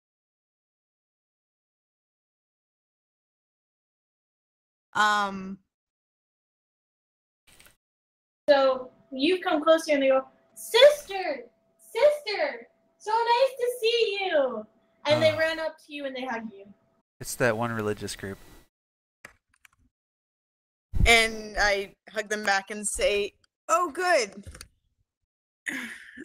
We need to get back quickly. The cultists were chasing after us after we infiltrated their camp.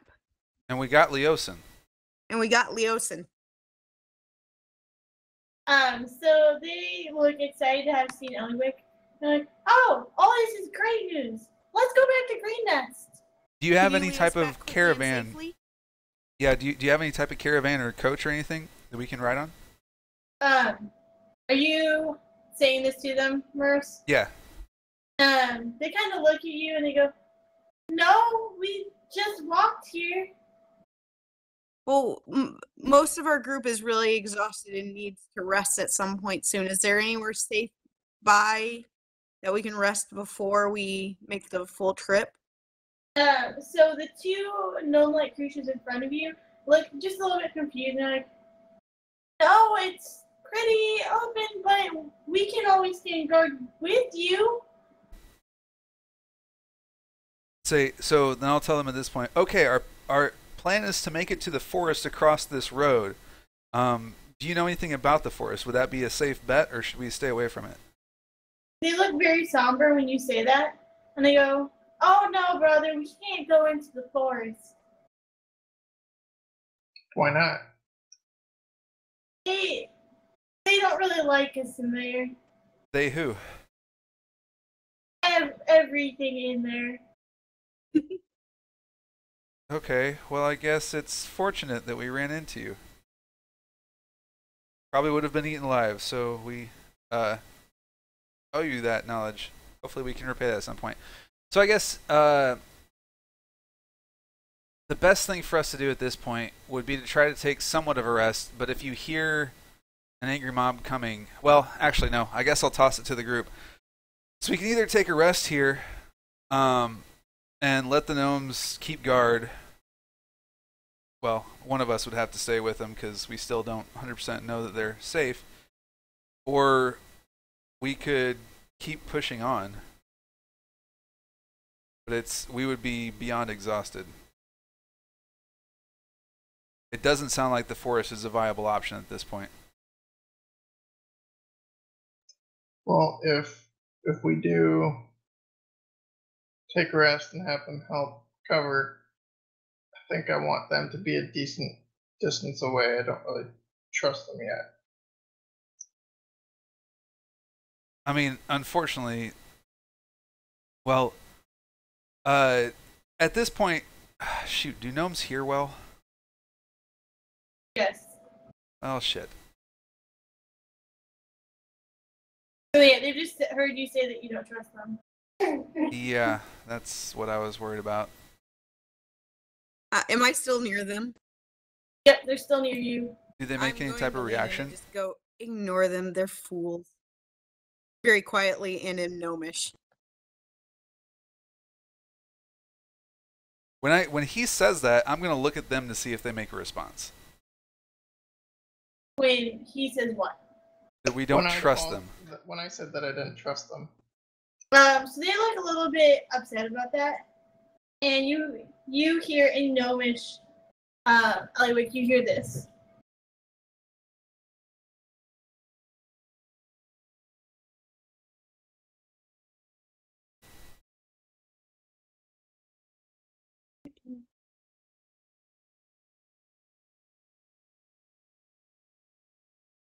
Waiting.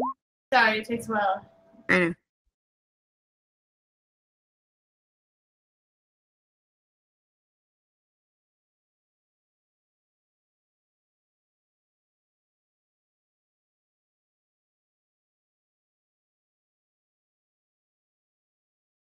First, Tamora has to translate the message into Gnomish, then Eliwick has to translate it back into English. Yes. Things take time. Oh.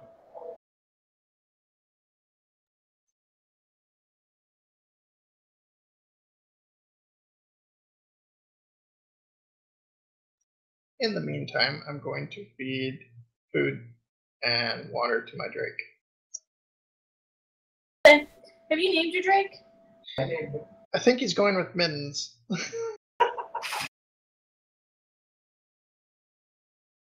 Like, is that your response or just a general question? No, that's my response to them.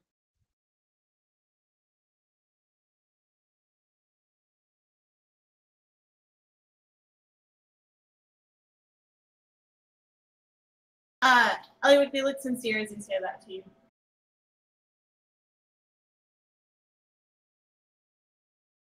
We're sincerely going to kill your your friends.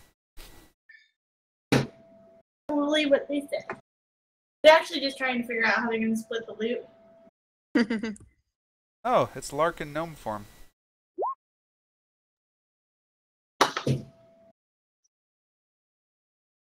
Alright, so as this conversation is going on, Zerevex, you're feeding your drake. Rose, are you trying to pick up what's going on in the conversation? Yep. You can tell that they put that the gnome-like creatures like put off, and then when Eliwick asks them a question, they look very sincere in their answer, but very sad. Okay. So after they finish talking, I'll turn to Eliwick and say, "What'd you say?"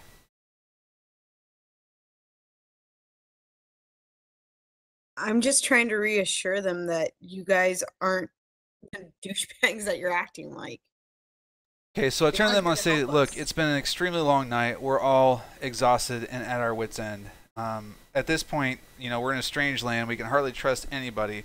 We're trying to get Leosin back, but we need to keep him safe and sound. We need to keep us safe as well. So So I suggest we get moving. Guess we have to. Alright, pack out. And I kind of glare at Zerevex as this is now like the second thing that we need to exert ourselves for because of his choices.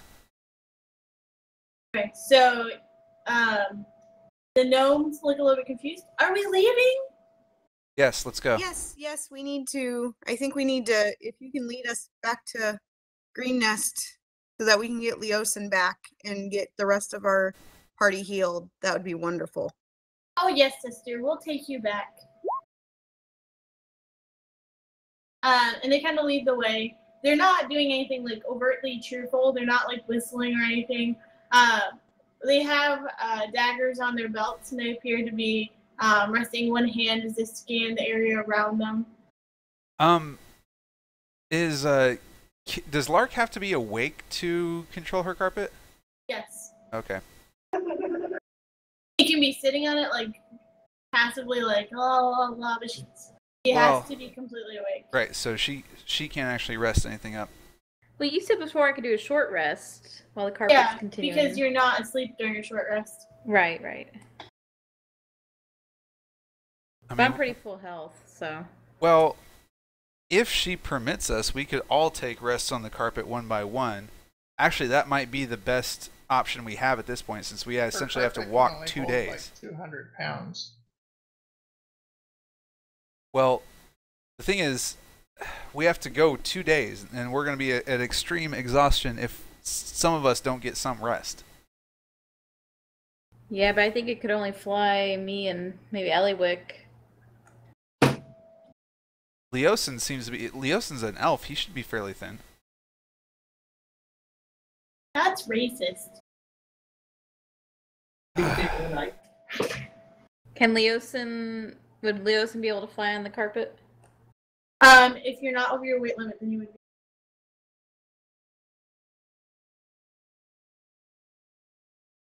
Well, because the thing is, he's also a fighter, so if we get him back up to strength, he can be another defensive person for us.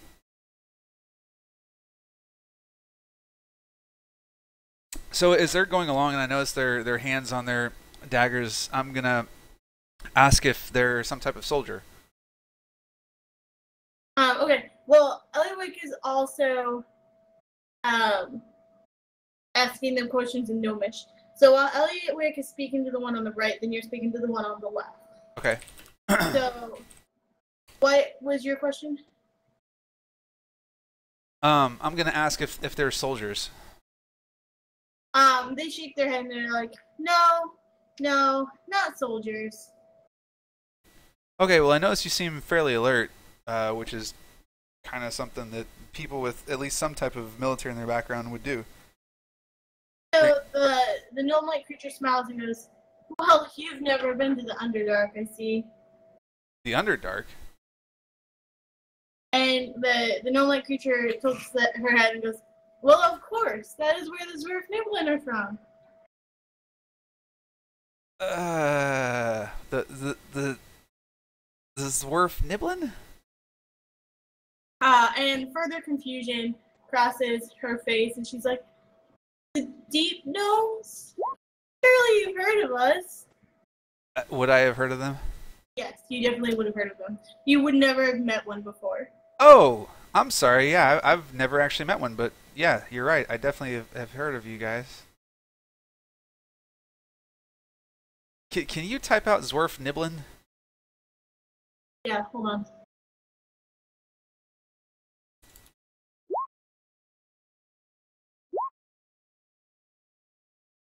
Wow, you guys are not on it tonight. Are we ever on it, though?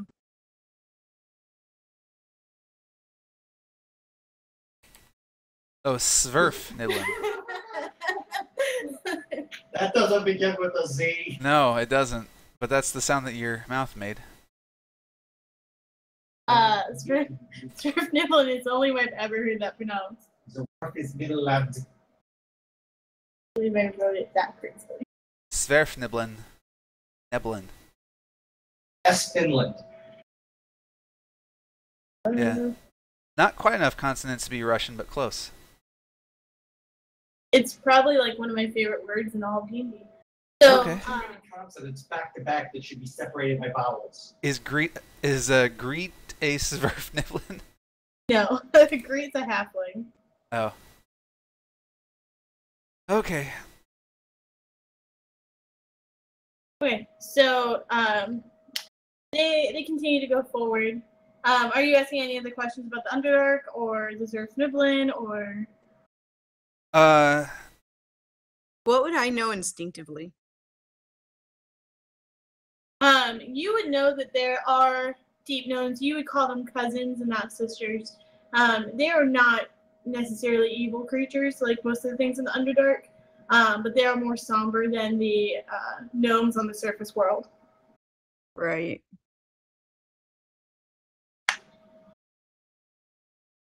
Right. So, as they're going along, do I notice, based on my interactions with Eliwick and other gnomes, do they seem to be of the same cheer, or do they seem to be different? They seem to be different. They're much more somber. They're much more aware of their surroundings. Right. They appear to be much more aware. So, they're both female, right? Yep, they're both female. As the female, or as the person I'm talking to mentions that she's a Zwerfniblin. The Smurfs? Okay. Zwerfs. Right. Anyway, I'm going to say you don't seem to be as cheerful as the other gnomes I've known. She kind of looks confused and goes, well, I don't know how many gnomes you've met, but it's a rough life down there. The surface world is different. Yes, it is, but I can appreciate people that take life more seriously than other whimsical creatures. I turn and glare at him. The one that's by you that you've been talking to goes, oh, don't worry, sister. It's just a way of the Dragonborn. I know, but they could be less douches. Yeah, they could be. Also, you don't know the number of times I've healed him back from his stupid mistakes, and he still gives me shit. 5. 5 is the number of times.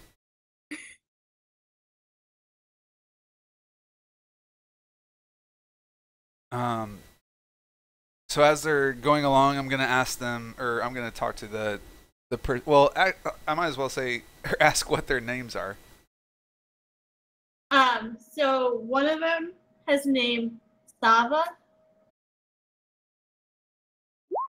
and the other one has name Ty. Right. Which one am I talking to? You're talking to Sava. Okay. Sava, is it? So, how different is the Underdark from here? Is it, or what types of things threaten you down there? So her face, which you can barely make out in the darkness, her brow furrows and she says, well, there's the drow down there, and then the myconids, and then you have the deep dwarves. I can't remember the name. The Dowager dwarves. And then, of course, everything else that comes from the dark. Yeah, it's pretty dreary down there. Why do you choose to live down there? Why do fish swim in the water? Why do birds fly? She seems just really confused, like, why do you choose to live on the surface? Well, the surface is a lot more comfortable. It's where things, or it's where I feel most comfortable. And fish swim in water because that's where they're most comfortable. So, if you are not as evil or as evil as the rest of the creatures down there, why would you want to live amongst them? So this is heading in a lot of philosophy, and she looks at you and goes, there are plenty of evil things that live on the surface, and yet you want to live with them. No doubt, but that we live with our families? For the Underdark is what we've known for most of our lives. Fair enough. So what brings you to Green Nest then? Gosh, Since it's on the you surface. can't just ask people why they live places. I'm just trying to learn about stuff. Jesus. You asked what brings you to Green Nest? Yes, I say so. In light of that, what brings you to Green Nest? She says, like, well, we came here to deal with the problems. The cult isn't just an issue for the surface world. Well, and that at least we can find some common ground. I hate dragon worshippers. And she kind of nods enthusiastically.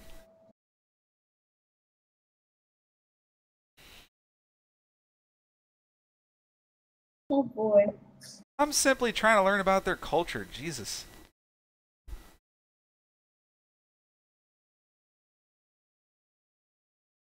Right.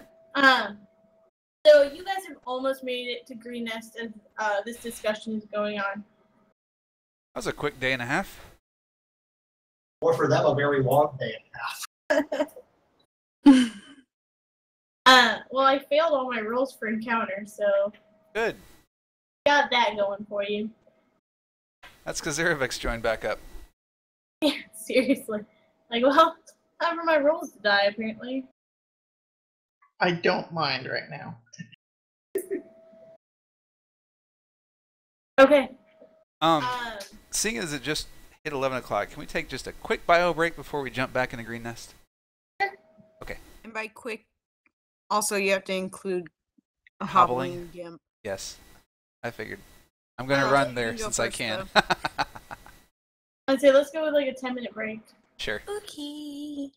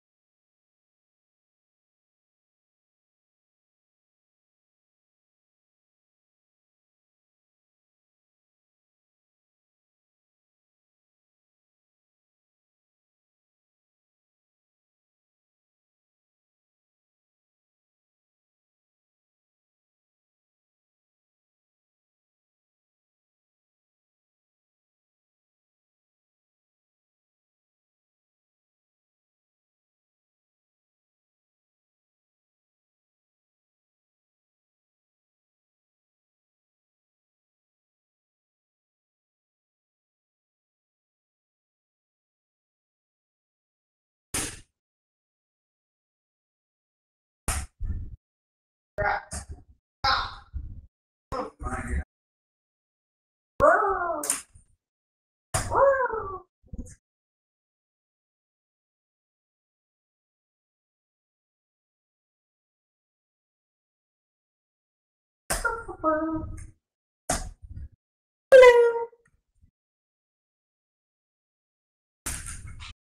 I made pee pee.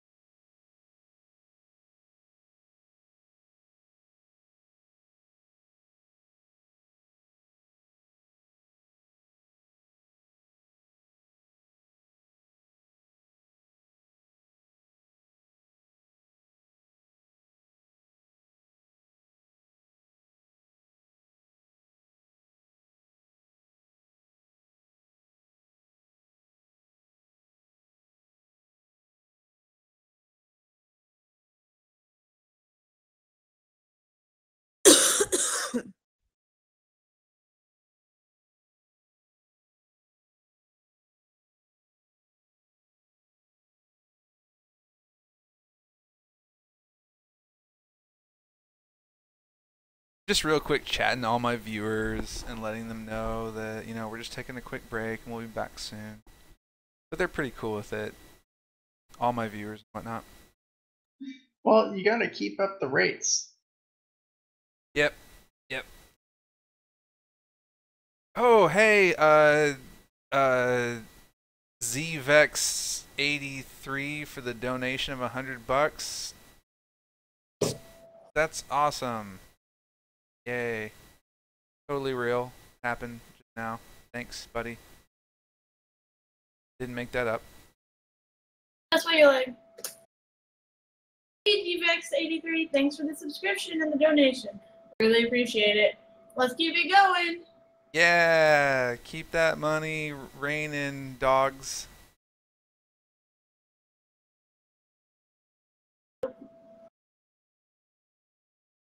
Thanks for the subscription, Japanese characters. Yay! Thumbs up.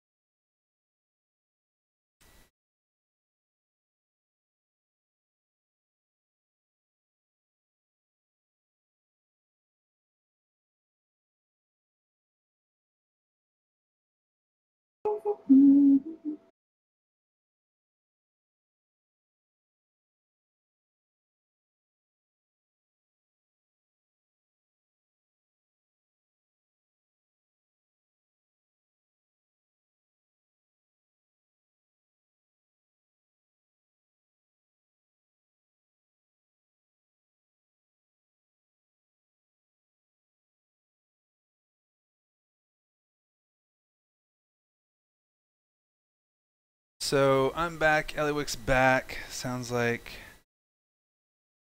Mora's back. Allywick has more Dr. Pepper Yeah. We're here. because she has the best husband in the world. Uh-huh. And he's cute too. Who the hell are you cheating on me with? Nobody. I love you. Huh.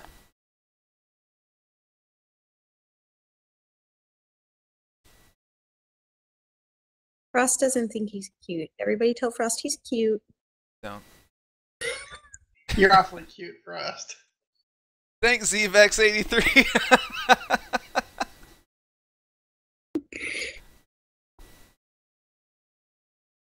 I don't know if you're actually born in 83. You probably weren't.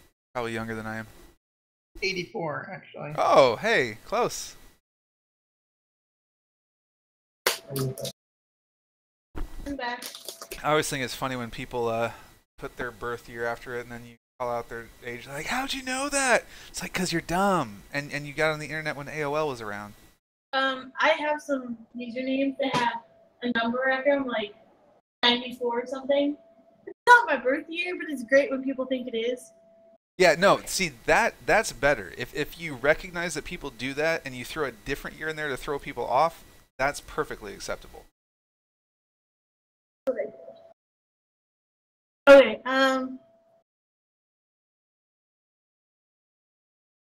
reloaded on milk, so I am ready to go. Yeah, I reloaded on milk too. Keystone milk. Oh. Alright, so we're getting close to Green Nest? Yeah, so you're getting out. How's my party looking? Your party isn't everybody? Yeah, like including Leosin and like how are they all looking? Well, Neosyn's being carried, right? Yeah, but still that can be rough. Especially on I don't know. Are you saying Lark's carpet is rough? Oh, is he on Lark's carpet? Yeah. I thought he was being carried by Torren at one point. Yeah, I thought so too.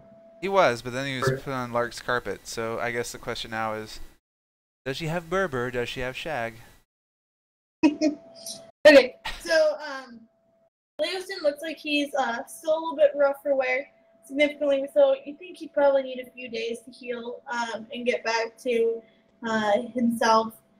The party in general does not look like they're doing very good. You've noticed that Barzu is no longer flying. He's sitting on your shoulder and is dozing or coming in and out of consciousness. Tabitha is sleeping on the rug, and the Drake seems to be going through no problem. But the party in general seems to be taking a lot of wear. So In fact, as this day goes to a close, you all feel exhausted and take 1 point of exhaustion. well, that was my question. So you said it was a day and a half from the point of the X, right? Yep. And we're getting to Green Nest, which means we should have already gone through a cycle of day and night. No, sorry. It's just a day from there to Green Nest. You guys go 25 miles in a day. Okay. So we have gone. So it's now back night again. So, yeah, it's gone through early morning. If it's a full day, it would have to be night again.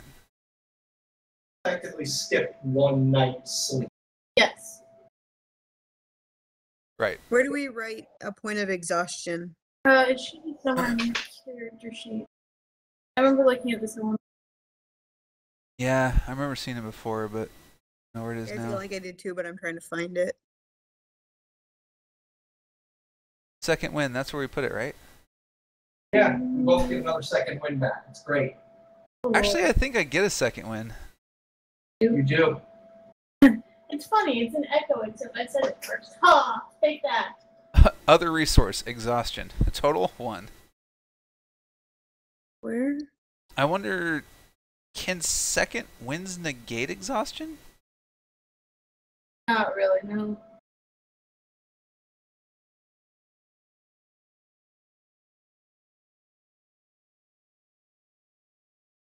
I have a resource again. Also, hold on. We're all just a little bit confused. Right.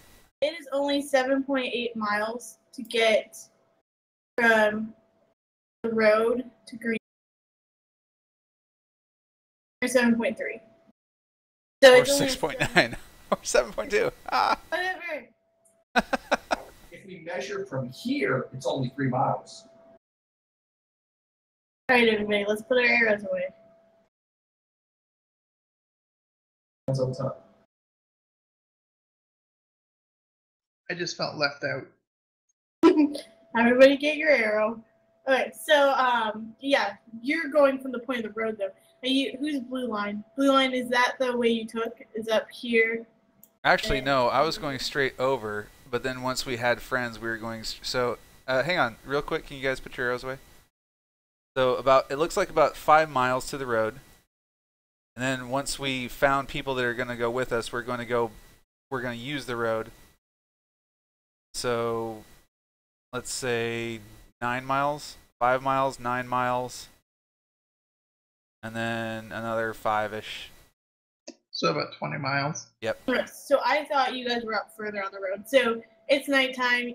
Well, because originally what I planned on doing is crossing the road directly to the west and then going to the forest, but that's where we ran into them, and then they said, no, don't go to the forest, so then we went back up the...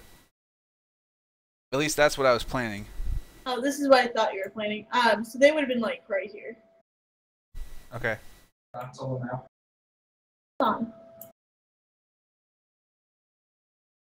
Right up here. Yep, that's the direction I was traveling, outward in a circle. Okay, perfect.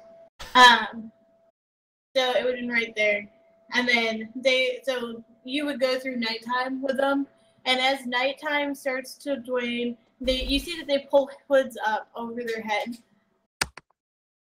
They don't like the light. So how are they doing? Because they've also gone a whole day now. Well, this is why I'm trying to like explain a little bit more. So you were saying we went here and then here. Yeah. So you guys are about here. They look a little. Oh, God, forgive me. They look a little bit worse for wear as well, but they seem to be more prepared or more used to this type of travel.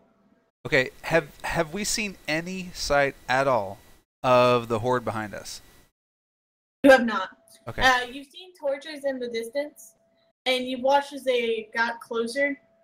But as daylight comes, you no longer see torches, and you no longer hear the sounds of people. Like when you're at a football game, you can hear the people. Yeah. You're not really there. That's what you heard before, but you no longer hear that. Okay. So it looks like they've fallen back a bit, but I still don't think we should stop before we hit Green Nest. I think if I recall correctly, the force there is enough to hold back these people if they decide to fight us, especially because they'll be just as exhausted as we are at this point. Let's just get Leosin to safety. That's our #1 goal right now.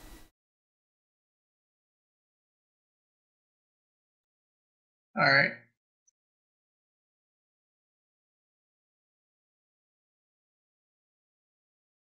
Alrighty, so you guys pushing through?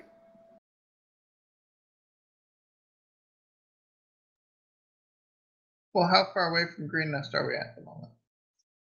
So you are not the one in the ocean. I can't see that. A little pink line.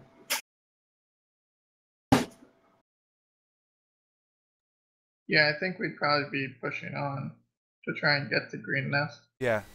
I mean, do we see any part of Green Nest or anything that would, like, kind of give us hope? Yeah, you see, like, so Green Nest has a large keep with the different ramparts and such that you guys were there for when the attack on Green Nest. That you see the outlying villages and the farms amongst the rolling hill and grain. Okay.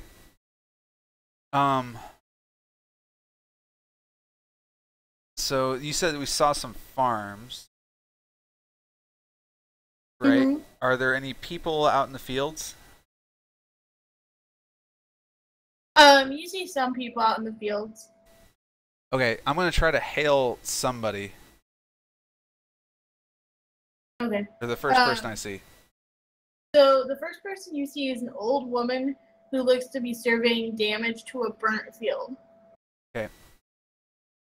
I'm gonna say, we're the group that went out to try to, we're the group that went out to investigate the cultists. We've rescued Leosin, but we're all extremely exhausted, and there may be a horde behind us. Is there any way that you can send someone to Green Nest to try to get some carts so that we can at least get Leosin and hopefully the rest of our party back safe and sound?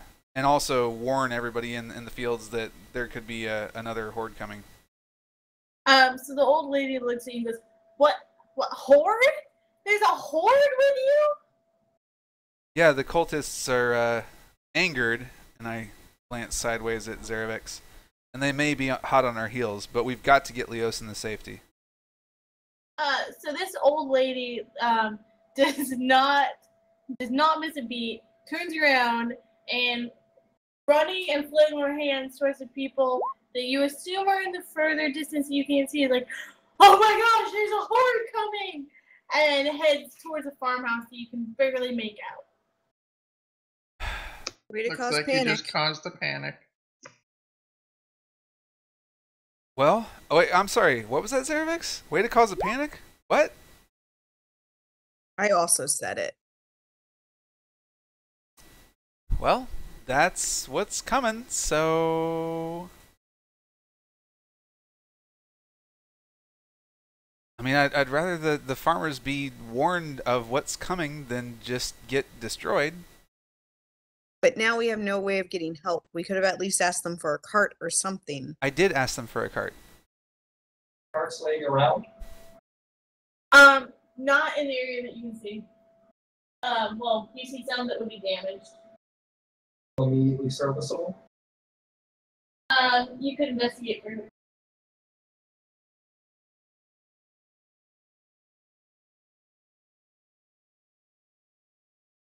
Let's just try to get to another... Yeah, farm. just keep trudging on. It's just one crazy lady. And the town folk need to know about this problem that was stirred up. I So agree with having them know. Yeah.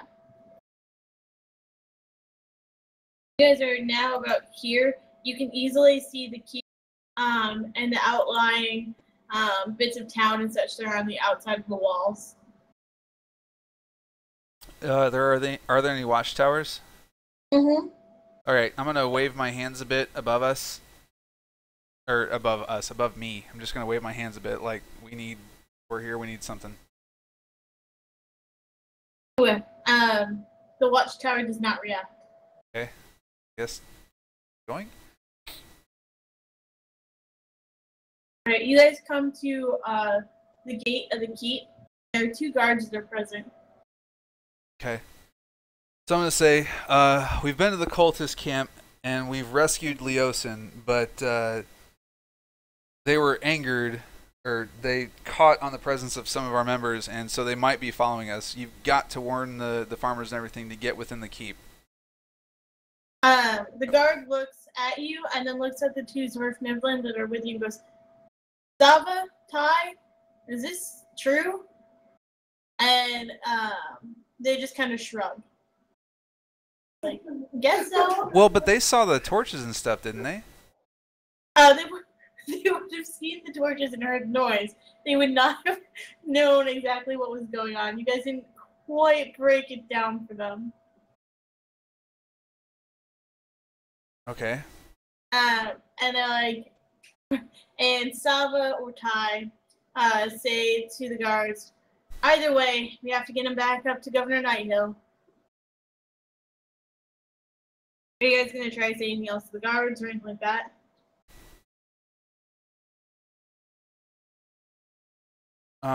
Again, I'm just gonna say you really should get these people inside the walls. We don't know what's coming. The guard nods. There's a curt nod, and then says, well, you better take that prisoner up to Governor Nighthill anyways. They don't know who Leosin is. They're just guards. But I thought Leosin was some champion that everybody knew. Yeah, but they don't know his face. Okay. Everybody remembers Zerevex's face after seeing it for 3 minutes. Yeah, It's a true fucking story. Alright, that's all right. Okay, so let's continue on. so you guys now have entered the keep walls. The priestess of Shantae are walking around, taking care of people. People are tending to the wounds of those that got hurt during the raid of Green Nest. You can head directly.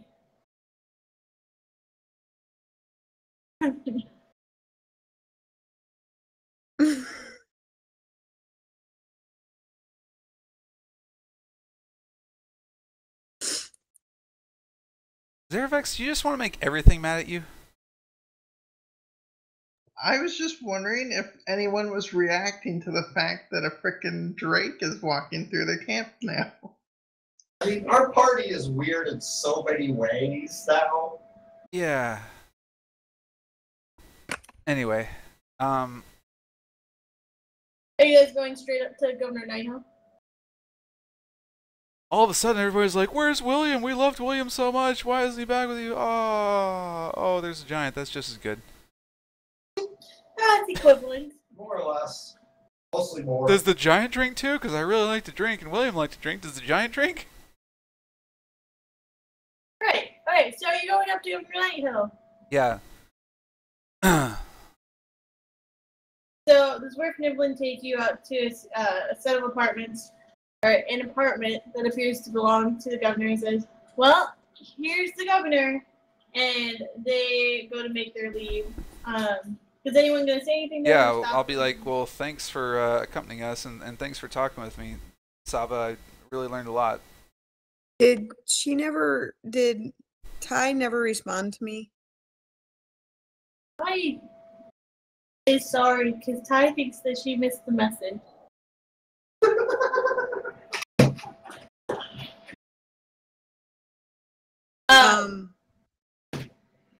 Yeah, hold on. Ty did respond to you. Because I would have been talking to them a lot more, but a lot of stuff came up with us and how we were getting places.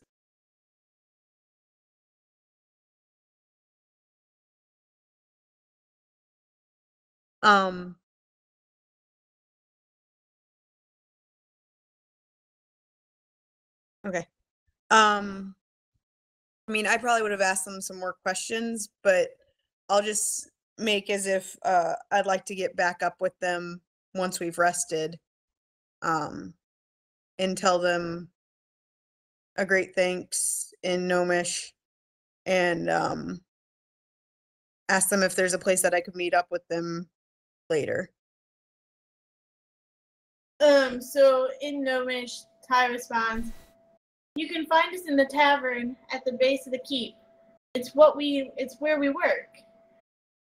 Wonderful. I look forward to meeting up with you again. Thank you so much for all your help.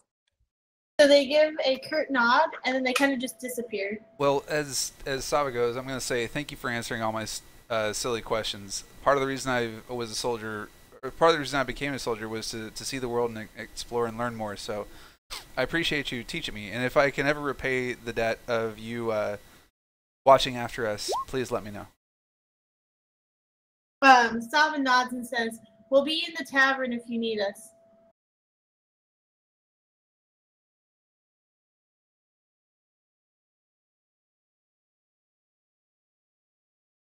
But the nod she gave you was kind of like a understood type of nod, not like a.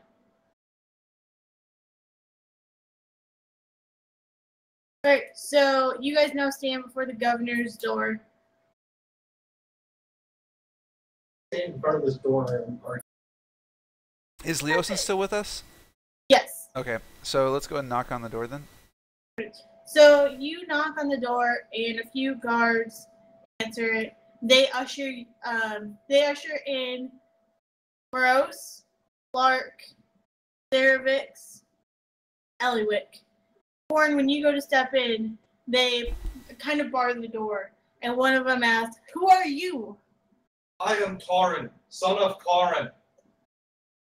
Our last name is Bread.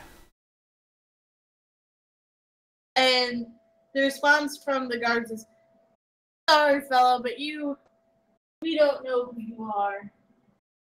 "Not fine. I don't know who you are." But so they've barred the door. Zerevex, your Drake is probably on a leash, and they kind of grudgingly let your Drake in. It's probably on a leash. I hope it's still on a leash. I'm going to turn to the guards and say, "But he's with us. He helped us escape." Schrodinger's leash. He's on a leash until Probably on a leash. Might or might not be. Could or could not be attacking the town. We don't know. Let's open the leash. Okay. I'm gonna go wander And just kind of wander down the halls. Oh boy. Okay. So the four of you are now there. Did the guards not respond to me when I offered when we said he was with us? They stood fast. You could have continued talking to them and made a persuasion check if you'd like. But Torren's wandered away. Although nobody knows that because I'm on the other side of the bar door now. Well, I mean, it's like guards. Doors open. He's a giant or a Goliath that's extremely exhausted and doesn't have full health, so. Torren, we'll meet up with you later. Or go find things to play with. What does that mean? Go find something to play with. Okay. Torren finds a ball in a cup. Oh, Cup Lord. with a ball attached by a string. Ball in a cup. Anyway, so is the governor there? What? Is the governor there? Yes, the governor is there. So he looks similar to how he did left, but with less bandages on his head and face. Governor Nighthill, we found and liberated Leosin. And also, we might have stirred up, well, I glanced sideways at Zerevex, might have stirred up the cultists and they may be on our heels, but when last we saw them, they were partying and drunk, so if they attack anytime soon, they will not be in very good form. The governor looks you up and down and says, there's a horde. The horde is returning to Green Nest. Oh, dear. Yeah, well, apparently there was some type of skirmish while we tried to liberate Leosin, and they didn't take too kindly to it. But like I said, they were drinking and partying all night long, and if they've traveled nearly as hard as we have, they've got to be exhausted. He kind of nods and says, I'll post men to the guard, gestures to an individual behind him, and that individual leaves. And I suggest that you bring all the farmers and stuff inside the walls, just in case. He looks at him and says, many haven't left the walls yet, but we'll send out the word to return to the keep. And there was some crazy lady, I think she thinks something bigger is happening than it really is. I hope someone can take care of that poor lady. Oh, Helga! Yeah, she goes down the fortune. They're always named Helga, right? Every time. Every crazy lady. Did you mention the gold? Or that or the map, or any of the understanding that we did do other things there and have a better idea of the layout and the number of people? Are you saying this out loud? I'm double checking that I didn't miss anything of what he said. Okay, so what I'll say is, I'll just give a really brief recap. That when we approached the camp, it was hidden in an illusion around a crevasse. There seemed to be at least 80 people at the time, and they were all gathered around and chanting and whatnot. They had several prisoners, some of which had died. We were able to liberate Leosin, like I said. You can see him right before you. And there were several caves that might have had your riches in them. I only saw one of them. But when some of our members tried to take the gold past the cave, the gold vanished from their pockets. So it might have been cursed or an illusion or some other thing. At that point, our group split up, and we were taking Leosin back, and they went further. So you'll have to talk to Zerevex to see. And I'm just kind of gesturing to him as if he's like, not second in command, but sort of the commander of that subgroup to elaborate on those details. All right, so after we split up, unfortunately, they did recognize my face and my armor as Lark, myself, and Torren were moving through the camp. We ended up having to dispatch a couple of their of their members, which we hid them in bushes and continued on. I did end up inside their headquarters finding this map. And pull out the map and hand it over.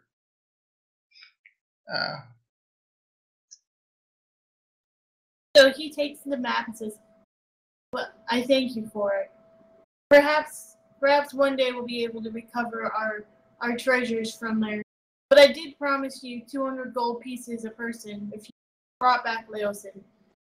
And I will be good to that." And he gestures to a person behind them, and that person leaves, presumably to get you your gold. Says, "Now, Leosin, what have you to say about the camp?" Leosin, being weak, does not respond with much. I understand. We will give you some rest, Leosin.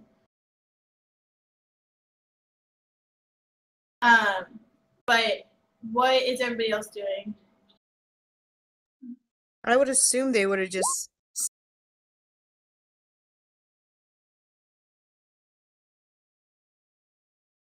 Yeah, so I guess as he says that, and also along the way, we lost our friend William. We're not really sure what happened to him.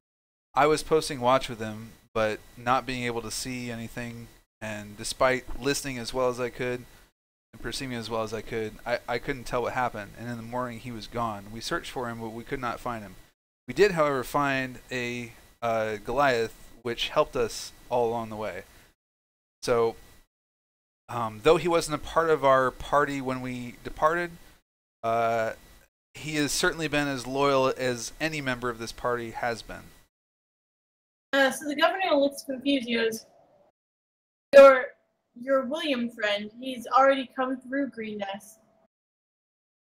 Really? He's already come and left. Well, that's interesting news. Was he okay? And the governor looks thoroughly confused and like, yes, he looks fine. If not in a bit of a hurry, but... Did he say anything? He was a bit drunk.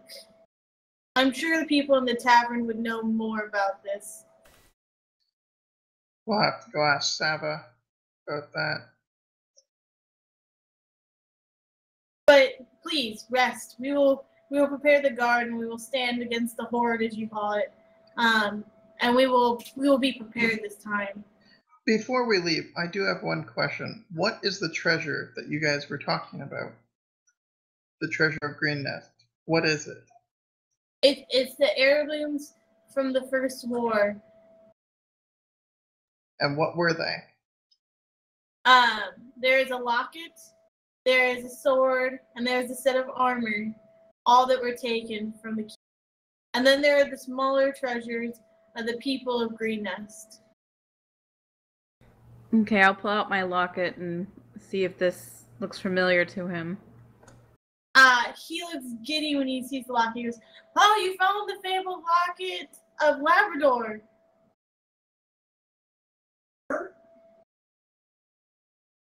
Come on, that's a good joke. So, she's a locket of Labrador retriever? She's retrieved the locket of Labrador, therefore she's a locket of Labrador retriever? Yes. Gotcha. Yeah, there's a rough life. Is it golden? Is she a golden locket retriever? Golden retriever, if you will? Chocolate locket retriever. Yes. Unfortunately, that might be the only thing that we did find while we were there. He looks sad and says, I see, but at least to have one treasure returned, the grand thing. Well, we know where their base is, so if needed, we could go back with a force and take everything. We only had about 80 people there. 75. You're not there.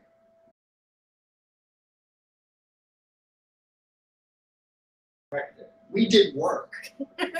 I know you say you did work. Okay, so he nods and says, "Yes, but you look like you need rest. You can find rooms in the keep. I'll have a set up for you." Much appreciated. So speaking of rooms in the keep, I'm really tired now. And I realize I'm a wimp and I'm wimping out at 11:45. But we can go for a little bit longer and you guys can do what you need to around the keep, and then we should probably go to bed. It's fine. Yeah, I'm falling asleep also, so. Perfect. I'm gonna pass Lark 50 gold because I told her I'd give her some of what I got. So that random drunk guy that just stumbled into somebody and got hacked down in one slash had one of the lost treasures of Green?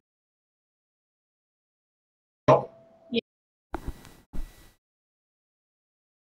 So did they hand out the gold for the? They haven't Yeah, come we each back got yet. 200.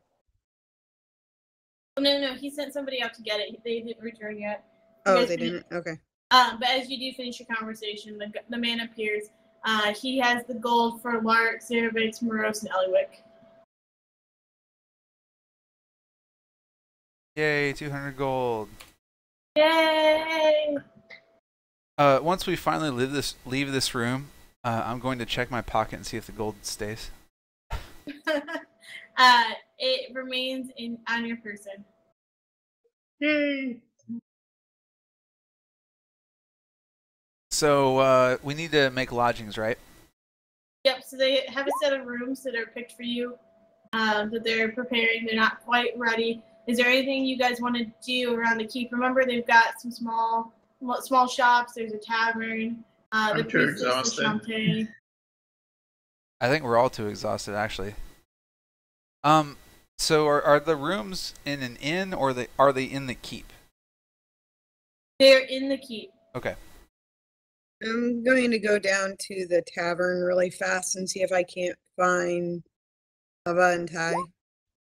Alright. So you arrive at the tavern. It has a name.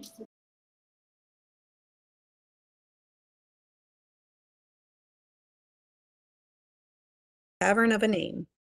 It's called the Half Full Cup. Because the lead was through. And it's a great looking inn. It's surrounded by narrow alleys, but it looks comfortable. Its neighbors include a stately hall of the fishmongers and a modest traveler's shrine beside it. The inn itself looks to be about 2 stories tall with small walled yard and garden, and then accommodations consist of several small rooms. There's also a large bathhouse that appears to be private, that is also attached. Okay. I'm gonna go up to the inn and ask for Tired Seva. Sure. You go up to the inn and see that there is a gnome bouncer at the door. Because they bounce, because they're tiny. In Gnomish, I'm going to ask him for them if they are there, and in if there is Gnomish, room in the inn to stay. You want to stay in the inn?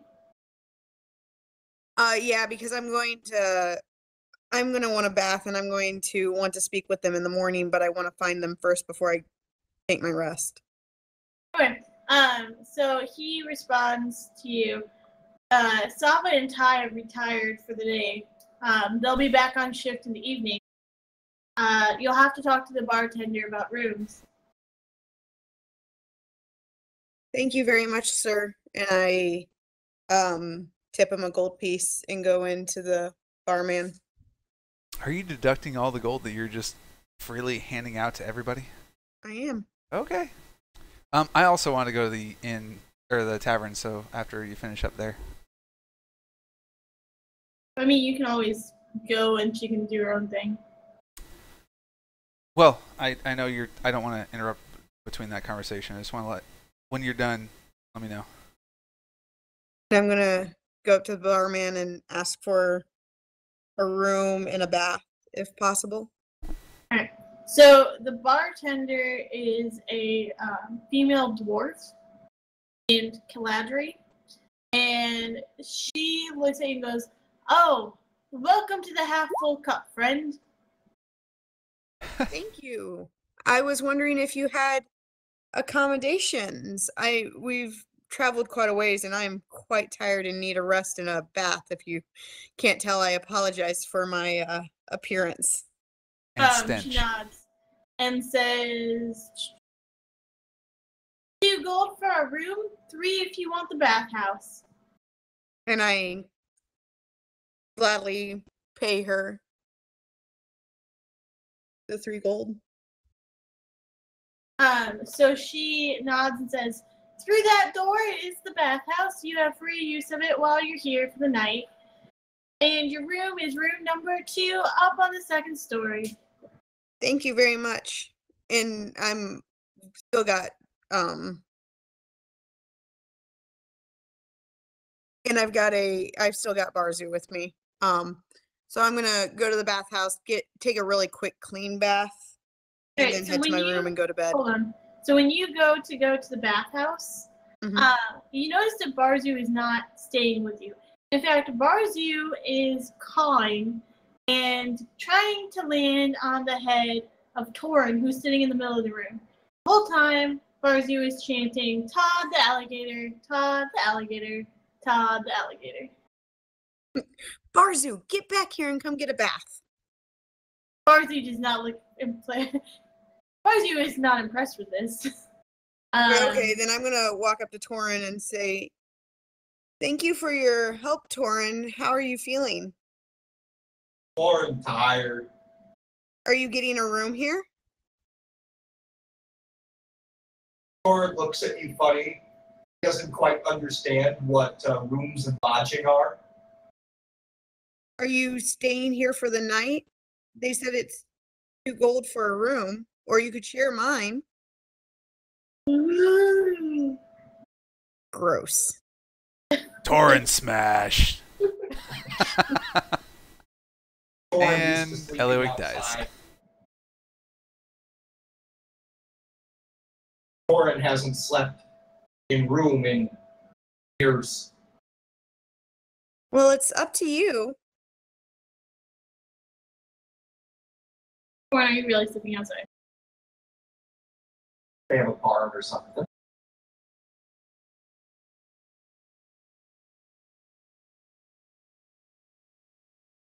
So, okay, so that interaction's gone down. Eliwick, are you heading to the bathhouse then?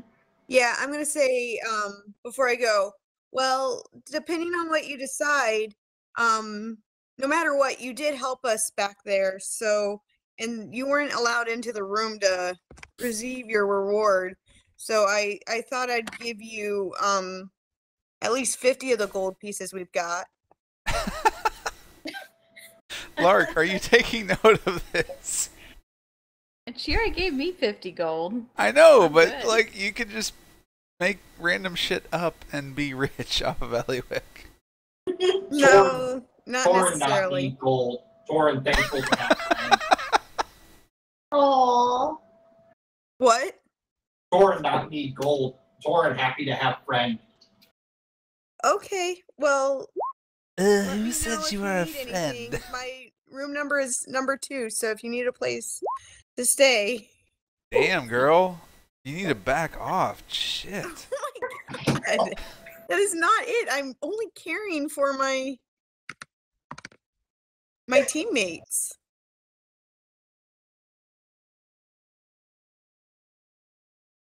Okay. Eliwick So casts anyway. Cure Light blowjobs. Anyway, Oh boy. Anyway, so I'm gonna call to Barzu and say, are you coming with to the bath? Barzu's like, It's nice and warm and cozy. you can poop in it. No. okay. Barzu will come with. You don't have to. I can ask Torren if he'll accept your company. I thought you were gonna say ask Torren if you can come with. I know I'm getting slap happy now, but that's what I thought you were gonna say. Eliwick's like, Torren's not into me, but maybe he's into creatures even smaller than I am. You guys are gross. I just thought that was actually what you were gonna say. You're the one offering him a room and then all kinds of other things.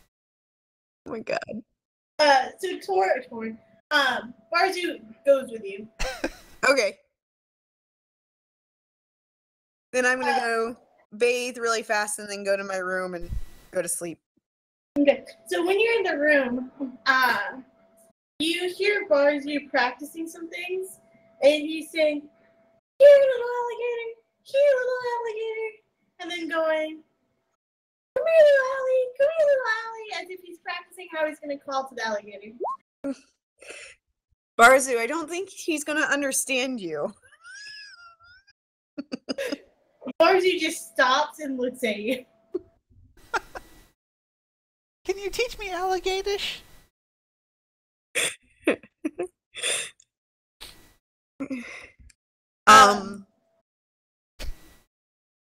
Yes. So that's it. That's all that happens. Okay. You go to bed. Allywick has made it to bed. I wanted to head to the cavern as well. So the first thing I do is I scan the room to see if there's any lady in some nice armor. Like a Virga. There appears to be mostly male patrons. There are some female bartender or barmaids, but that's it. Right, so, well, and I'm literally looking for a Virga, so I'll ask the bartender if anyone has come in matching her description. The bartender nods and says, "Yes, we last saw her near the Priest Guild." The Priest Guild? Which one? The only one. There is one guild. They get together and talk about taxation. What? The Priests Guild talks about taxation? Yes. And that's the, who is that? Shantae? No, it's literally just the Priest Guild. Not like a temple or anything. I thought the followers of Shantae were they were priestesses. They are. Okay. Okay, so I'll head to the Priest Guild. Okay. I'm not looking to do anything crazy other than to reunite and tell some stories. Alright, so you find Virga standing in front of the Priest Guild talking to a priest in that looks to be in the service of Helm. They seem to just be chatting. Okay, I'll stand aside and see if she notices me. Or just wait. Okay. Cross So my alarm's going off. Yeah. Huh? I'm trying to get with somebody, wife, so just back off. What's going on? Her alarm for some drugs. And my phone's all the way across the room. Yeah, give me a sec. That's fine.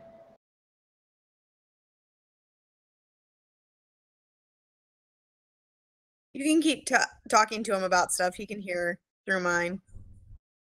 You know, that's what they all say until he comes back and it's like, I heard nothing. Did you hear that, Frosty? What'd you say? What?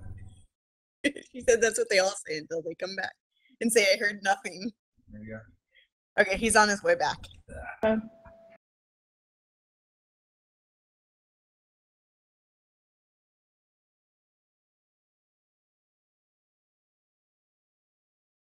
Sorry, my crippled wife is making it really hard for me to get some.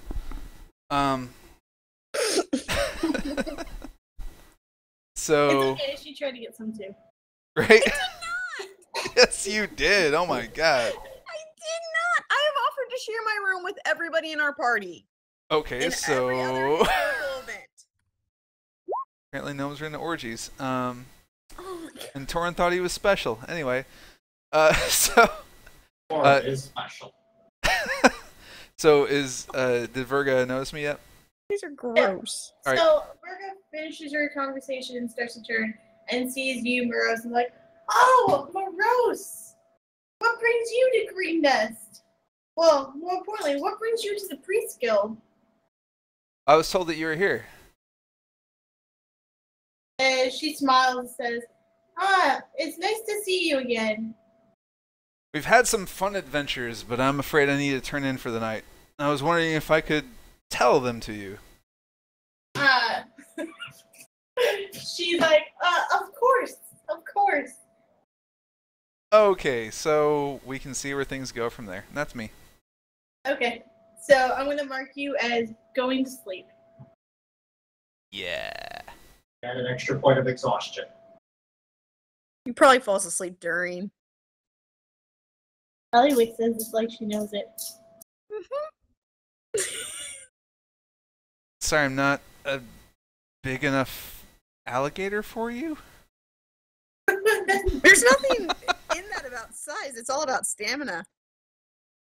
Oh, D&D, ruining marriages since 1980. Oh, goodness. Okay, let's go to Zerevex. Okay, I'm just going to be heading to one of the rooms that were prepared in the keep, Okay. and I'm going to try and commune with Sigil before going to bed and asking if what's his name? I can't remember his name.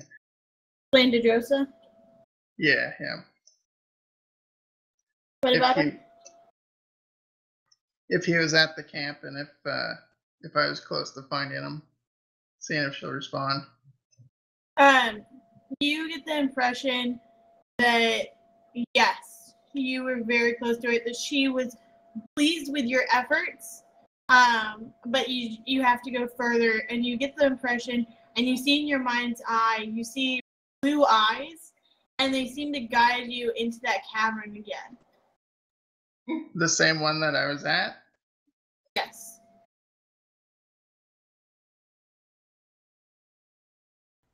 Was it the first or the second cavern? The large dungeon cavern. Dungeons and Dragons. Right, you got the dungeon part. And with that, I'm going to quickly tend to my Drake by giving him some more food and setting out like a bowl and throw my bedroll on the ground in case he wants to lay on it, and then I'm going to go to bed.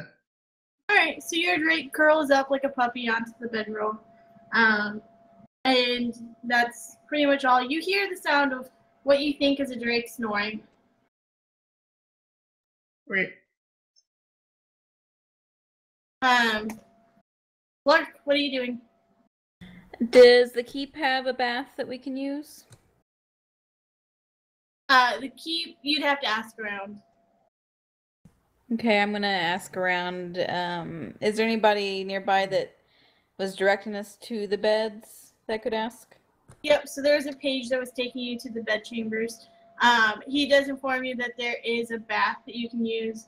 It is kind of a public bathhouse, but it is part of the keep. Okay, I'm gonna use the keep's bathhouse and wash off the grime and everything, and then head to the bedroom set up by the keep, but make sure to leave the window open. Or is there a window in the bedrooms? Yep, there'd be a window. Okay, so I'll leave the window open for Tabitha to go exploring in the night and catch food and make her way back. So Tabitha is so tired that she just kind of curls up on the bed beside you and doesn't leave. At least when you fall asleep, she's still beside you. Okay.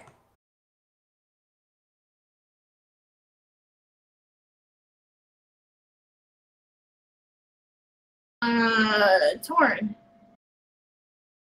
I go up to the bar and ask if they have like a barn or a stable that they wouldn't mind letting me So the bartend looks at you and says, "Well, I mean, we've got the alleyway and the garden, and I guess we have a shed. Probably stay in the shed if you want." Okay. And Calandria says, "Well, that settles it. I'll have my friend Fastog take you out there. We don't really have a key or anything That's for okay. it. Okay. So you're sleeping in the shed? Yep.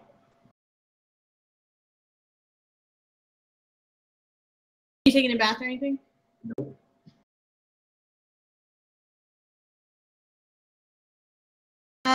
So Eliwick and Morose, you guys are in the tavern.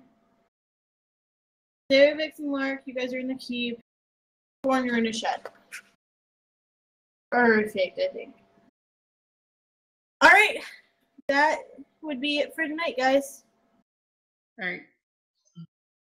So what time do we decide for next Saturday? 9? Yeah. Sounds good. So tomorrow night at 8:30. No? What? Tomorrow night 8:30. Why tomorrow night? We all have work. I'm joking. Oh. Because it's a string, Eliwick. Gotta Do keep we- it up. I'm we get fine any with that, XP but I from the just night? know you can't handle it. No, I can't handle it. You don't. But you're not going to work yet, so Yeah. True. Do we get any EXP for turning in or bringing the Ocean back? oh yeah, hold on. It's 250 experience per character. You brought him back, yes. You don't get the monetary reward because you don't recognize it, but it doesn't mean you didn't actually return him. Wait. We don't get the monetary reward? No. Talking to Sean. Sean did not get the monetary reward. Everybody else Oh, did. right. I tried. I know you tried. Where's my dice? Cool. So that is it for tonight. We'll meet up at 9. Hopefully you guys enjoyed this. It was your first, real dungeon.